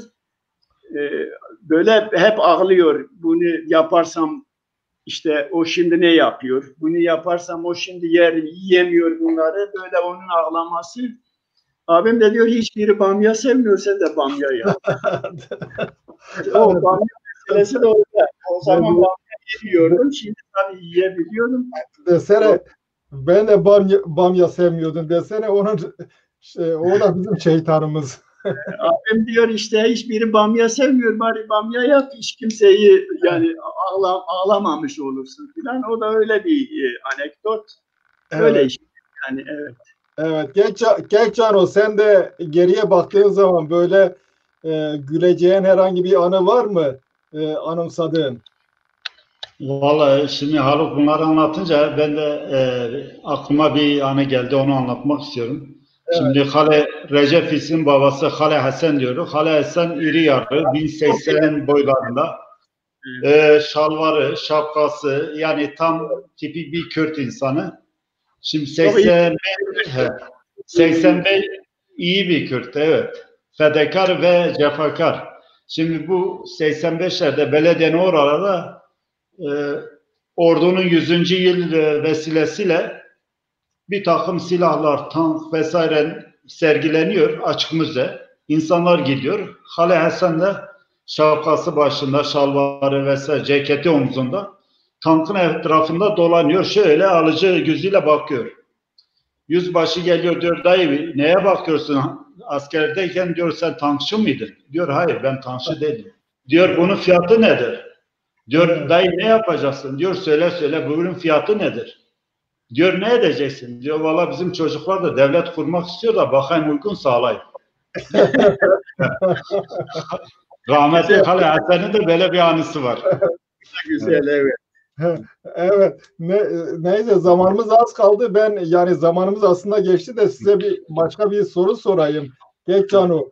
Bir de bu Esat Oktay'ın meşhur bir köpeği var. Kurt köpeği. Size saldırtıyordu. Şimdi sen geriye bakıp düşündüğünde nihayet köpek o da stres oluyor. Ona acıyor musun köpeğe yoksa nefret mi ediyorsun o köpekten? Vallahi ben Küfek veya Esat Oktay arasında bir fark görmüyorum zaten. Sonuçta o da eğitilmiş bir kadronun şeyde. Ben sistemden yani nefretim varsa sisteme yöneliktir. Evet. Esat Oktay da Küpe'yi de sistemin bir parçası veya mağdurlarıdır. Dolayısıyla ben sisteme karşı öfkeliyim. Hala da o öfkem devam etmektedir. Evet. Evet. Peki bu işkenceciler Kekalok dışarıya çıktıktan sonra bunlar acaba mutlu olabilirler mi? Bunun imkanı var mı? Bunları yapmış insanlar. Şimdi senin Cano'ya sorduğun soruyla birlikte ben ona Evet. cevap verebilir miyim? Evet. Tabii buyurun. Şimdi bu cezaeviyle ilgili söyleyebileceğimiz şeylerden biri de yani zaten biraz olgunlaşmak da budur, empati kurmak da budur ya da insan olmak da budur biraz. Şimdi ben mesela eğer katil değilse, Evet. eğer birilerini öldürmemişse, katil değilse, yani ben mesela diyelim ki işte bana dayak atan ya da işte orada görevli olan gardiyan, yani onlara da ben şey gözüyle bakmıyorum. Onlar da bir kurban. Evet. Gerçekten onlar da kurbandı. Yani Evet. atları seçilmişti tabii. Ben onu söyleyeyim. Seçilmişler çok vardı. Özellikle Evet, gidip orada seçilmiş tipleri seçiyorlardı. Ama ben mesela şunu gördüm. Geliyordu. Gardiyanın çömezi yani yardımcısı pozisyonunda ilk defa geliyor. Ya bize dayak atılırken yani bakıyor mesela kendisi işte cahil, okuma yazması bile yok. Bakıyor karşısında doktor, öğretmen, mühendis ya da işte milletvekili, cumhurbaşkanı adayı yani böyle gideriz. Pozisyonundaki insanlar onun yani çömezin üstündeki dayak atıyor, insanlar avucunu açıyor. Bu da dayak atıyor. İnsanlar karşısında işte eziliyor. Bu onlara hakaret ediyor, küfür ediyor.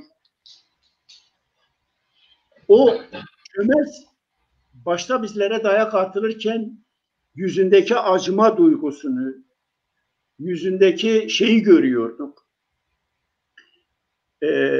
Yani hem çekingenliği hem o acıma duygusunu bir sürü duyguyu görüyorduk. Bir süre sonra o öbüründen gaddar oluyordu. Çünkü sistem onu gaddar yapıyor. Evet. Evet. Çünkü zaten öyle bir Esat Oktay ya da yani Esat Oktay'la bazen sınırlıyoruz öyle lafın gelişi. Yoksa bu Esat Oktay'ın dediğim gibi özel bir şey değil. Yani Esat Oktay diyor ki her haftada bir içtima yapıyor. O içtimanın ötesinde sürekli onları manipüle ediyor. Propagandayla şeyle. İşte bunlar Ermeni gölüdür, bunlar bilmem nedir falandır filandır. İşte bunlar vatanı bölüyorlar, şu yapıyorlar, bu yapıyorlar. Bunu yapıyor. Bir böylesine sözlü propaganda yapıyor. Bir de adam öyle bir ağ oluşturuyor ki diyor sen yapmazsan öbürünü ihbar ediyor. O yapmayan da dayak yiyor. Yani Evet. yapmayan asker, yapmayan gardiyan dediğimiz asker de ya da bu konuda böyle biraz daha yumuşak davranan da zulüm görüyor. Onun için herkes katlayarak birbirine yapmak zorunda. Evet. Böylesine bir sistem oluşturmuşlar. Şimdi böyle olunca bir defa böyle bir durum var. Sistemin mağdurları çok yani. Evet. Yani herkes yani onun için ben diyorum seçilmişler var. Evet. Ama seçilmişler haricinde bir de yani gerçekten bu işin mağdurlarıdırlar da onlar. O anlamda ben onların yani mesela diyelim ki onlardan bazılarıyla karşılaştığım zaman yani eğer diyelim birilerini öldürmemişse, bu işi bilinçli yapmıyorsa yani ben onlara karşı da şey davranamam. Yani ne diyeceksin? Yani anlıyorum onları da anlıyorum. Evet. Sizin bu bakışınız altında onlara emir verenler ezilsinler, insanlığı görsünler. Yani budur yani şimdi sonuçta o da sistemin mağdurudur. Evet. Evet. Evet. Tekrar sen bir şey anlatmak istiyorsun anlaşılan. Öyle görünüyor. Evet. Şimdi Sorun. Haluk'un anlattıklarına ek olarak şimdi aynı çerçevede bu Altantan'ın babasını öldüren asker onbaşı Adem Erzurumluydu. Bu bizim 5 Eylül direnişinde bizim koğuş gardiyanıydı. Şimdi Evet. yüzbaşı koğuşa geldiğinde biz bunu şikayet ettik. Dedik ki bu adam senin bu adamın işte böyle işkenceler yapıyor ve diyor ki ben gerçekten sürekli söylüyordu. Ben Diyarbakır'da MHP teşkilatını kuracağım. O dönemde de Junta MHP yasaklamıştı. Biz Evet. bunu ifade edince yüzbaşı çağırdı, buna hakaret etti, küfür etti, dedi ulan kim oluyorsun devletin kapatabilen şeyi sen açarsın falan. Bu korktu. Yüzbaşı gittikten sonra geldi yalvar yakar diyor benim üstüme ifade vermeyin, benim askerliğim yanacak, beni göndermeyecek. Biz sorduk, dedik ki sen şimdiye kadar bize işkence ediyordun, niye yaptın? Şimdi o dönemde artık soru sorma, bağırıp çağırma faslı bize geçmiyor. Adamın söylediği şu, dedi siz bilmiyorsunuz. Dediler kolorduda gelip biz izleri.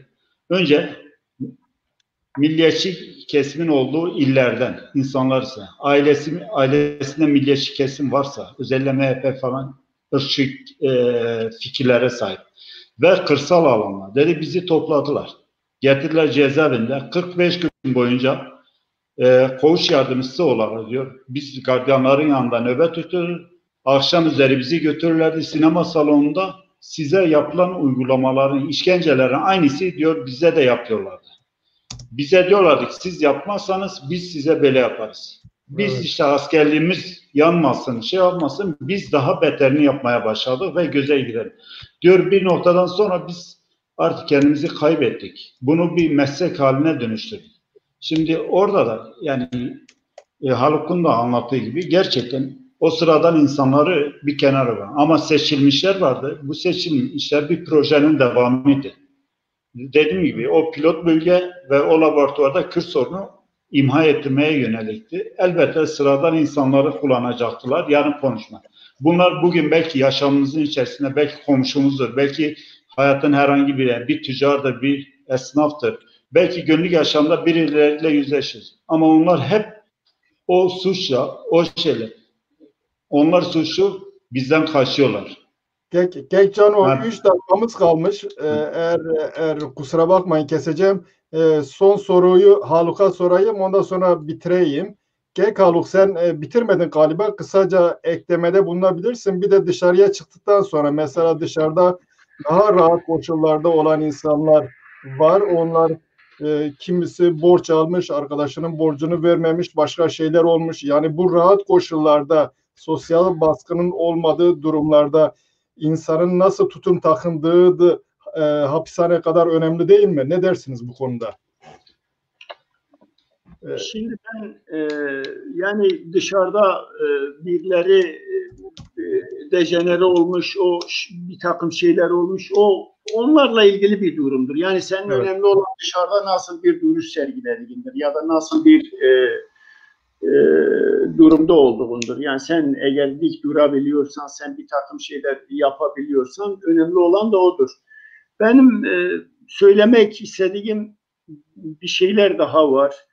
Yani biz cezaeviyle ilgili biz saatlerce burada konuşsak, ne konuşursak konuşalım eksik kalır. Evet. Yetersizdir. Yani çünkü biz cezaeviyle ilgili tüm anlatımlarımızda bitirdikten sonra diyelim dün Cano da bugüne kadar onlarca röportaj yapmış, yayına çıkmış ya da işte bir şeyler yapmış. Ben de hakeza benim gibi yüzlerce kişi yapmış, kitaplar yayınlanmış ama hep eksik kalmış.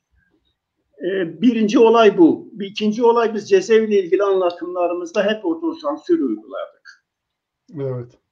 Yani hep kendimizi sansürledik. Çünkü yapılanlar öyle bir vahşiceydi ki biz bunları anlatsak bize inanmayacaklarını sahabıyla biz çoğu şeyleri hep sansürledik.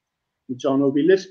En önemli şeylerimizden biridir. Hep otosansür uyguladık. Yani ya bu da olur mu dedirtmemek için mecburi onu söylemedik. Biz cezaevinde şöyle söyleyeyim, biraz önce de söyledim, biz dibe vurduk, teslim olduk. Yani doğrusu o, adını koymak lazım. Yani biz bir dönem dibe vurduk, büyük bir teslimiyet yaşadık. yok oluşa doğru gittik. Fakat şu var ki biz küllerimizden doğduk. Biz elimizi yere vurduk, yere dibe vurduk, elimizi bastık, sıçradık. Eğer bugün sıçramasaydık, biz başı dik bunlara cevap veremezdik. Evet. Biz o sıçramayı bildik, biz küllerimizden doğduk. Yani bu cezaevinde en önemli şey budur bence. Evet. Evet, Eyüp Alaca Bey bir yorum yapmış. Diyor Paşa uzun got, yani Paşa uzun diyordu. Biz zaman zaman direndik, zaman zaman teslim olduk. O tür şeyler diyor. Yani biz teslim olduk. Bir dönemde teslim olduk değil, biz dibe vurduk. Teslim olmak tam da öte. Biz çok kötü teslim olduk. Yani Esat Oktay'ın bir lafı vardır. Biz derken hapishanede bunlar herkesi kastediyorsunuz değil mi? Herkes.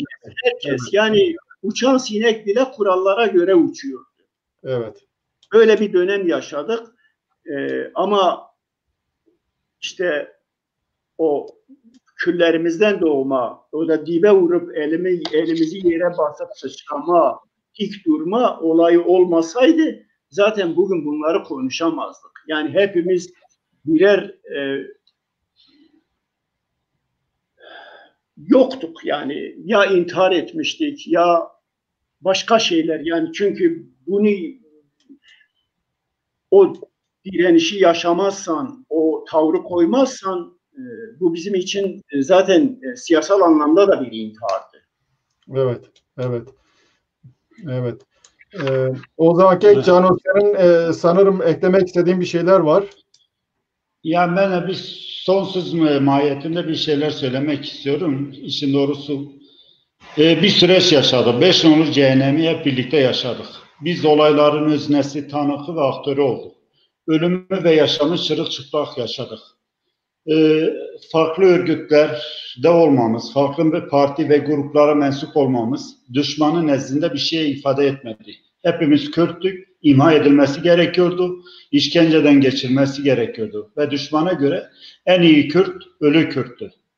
Dolayısıyla bu yaklaşım çerçevesinde biz o süreçte kendi kurallara uyarken veya şey yaparken bir noktadan sonra ölümdü. Zaten ölümü göze aldık. Ölüm oruçları, açık grevleri, direnişler bunun bir sonucudur.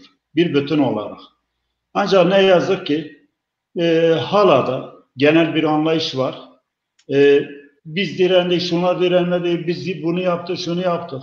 Bunu bir daha anlatmak istiyorum. Çünkü bu konuda bazı kitaplar yazıldı. Özellikle de kara propaganda veya ısmarlama temelinde örgüt propagandası yapılacak şekilde doğru olmayan şeyler de yazıldı. Haksızlıklar yapıldı.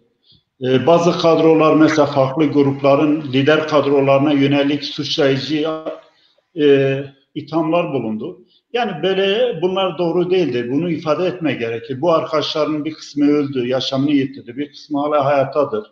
Ben isimlerini de sayabilirim. Yani gerçekten bu kültürün değişmesi gerekir. O dönemde cezaevinde Diyarbakır Beşinolu'da ya da Diyarbakır zindanında yer alan kaçakçısından örgüt üyesine, sıradan insanından tut bilmem neyine kadar herkes kendi gücü oranında ve örgütsel gücü, sayısal konumu direndi, karşı koydu, pozisyon aldı. %90'ı kitle olarak PKK'nın egemenliğindeydi. Diğer grupların toplamı çok düşük bir sayı. Bazı koğuşlarda bir iki örgüt birlikte kalıyordu, bazı koğuşlarda bir örgüt kalıyordu. Bu kendi içerisinde de, yani her örgütün ortalama 30-40 tane insanı içerideydi. Ama cezaevinin %95'i diyelim ki ya da %90'ı PKK'dir. Karar organı onların elindeydi. Eylemin başlatma veya bitirme noktasında belirleyici olan onlardı. Dolayısıyla bu kazanımlarda, direnişlerde, kaybetmelere, teslimiyette herkes gücü oranında sorumludur. Evet. Yani kimse kimseyi suçlamak zorunda şey değil. Bu bir gerçek. Hepimiz yaşadık. Ama şimdi hala işte şöyle oldu, bunlar böyle yaptı. Şimdi o tür polemikler, o tür kara propagandalar bize zaman kaybettiriyor. Biz Evet. 40 yıl sonra eğer şunu yapmış olsaydık, Latin Amerika'da, Yunanistan'da, başka ülkelerde bu tür sancılı dönemlerden sonra kitlesel tutuklamalar, belli bir süre sonra çıkan kadrolar sivil hareketler oluşturdu. İktidarı zorluyorlardı. Alternatif örgütleme modellerini yarattılar başka ülkelerde. Bizde bu olmadı. Nedir? Kısır döngü içerisinde bir parti fanatizmi, örgüt holiganlığı öne çıktı. Benim örgütüm şeyledi, benim partim şeyledi size. Biz Kürt ulusu olarak ne yaptık? Kürtlerin kurtuluşu için ne projeler sunduk? 40 yıldır verdiğimiz mücadele, verdiğimiz bedeller, ortada olan imkan ve sunumlar kimin elinde olsaydı şimdi belli bir yere varılmıştı, bir kazanım elde edilmişti. Biz 40 yıldır aynı noktada eğer debelenip duruyorsak buradaki projektörü kendimizde tutmalıyız. Biz ne yaptık? Nerede nereye geldik? Nerede makas kırdı, değiştirdik? Yani şimdi bu soruları bütün arkadaşlar, özellikle o süreci yaşayan arkadaşların kendine sorması gerekir. Tabii ki evet, süreç farklı boyutlara geldi. Biz bugün savunma pozisyondayız. Kendimizi ifade ediyoruz. Egemen olan iki güç var ve bu gücün arasında kendimizi ifade edemiyoruz. Bu da bir gerçekliktir. Evet. Evet.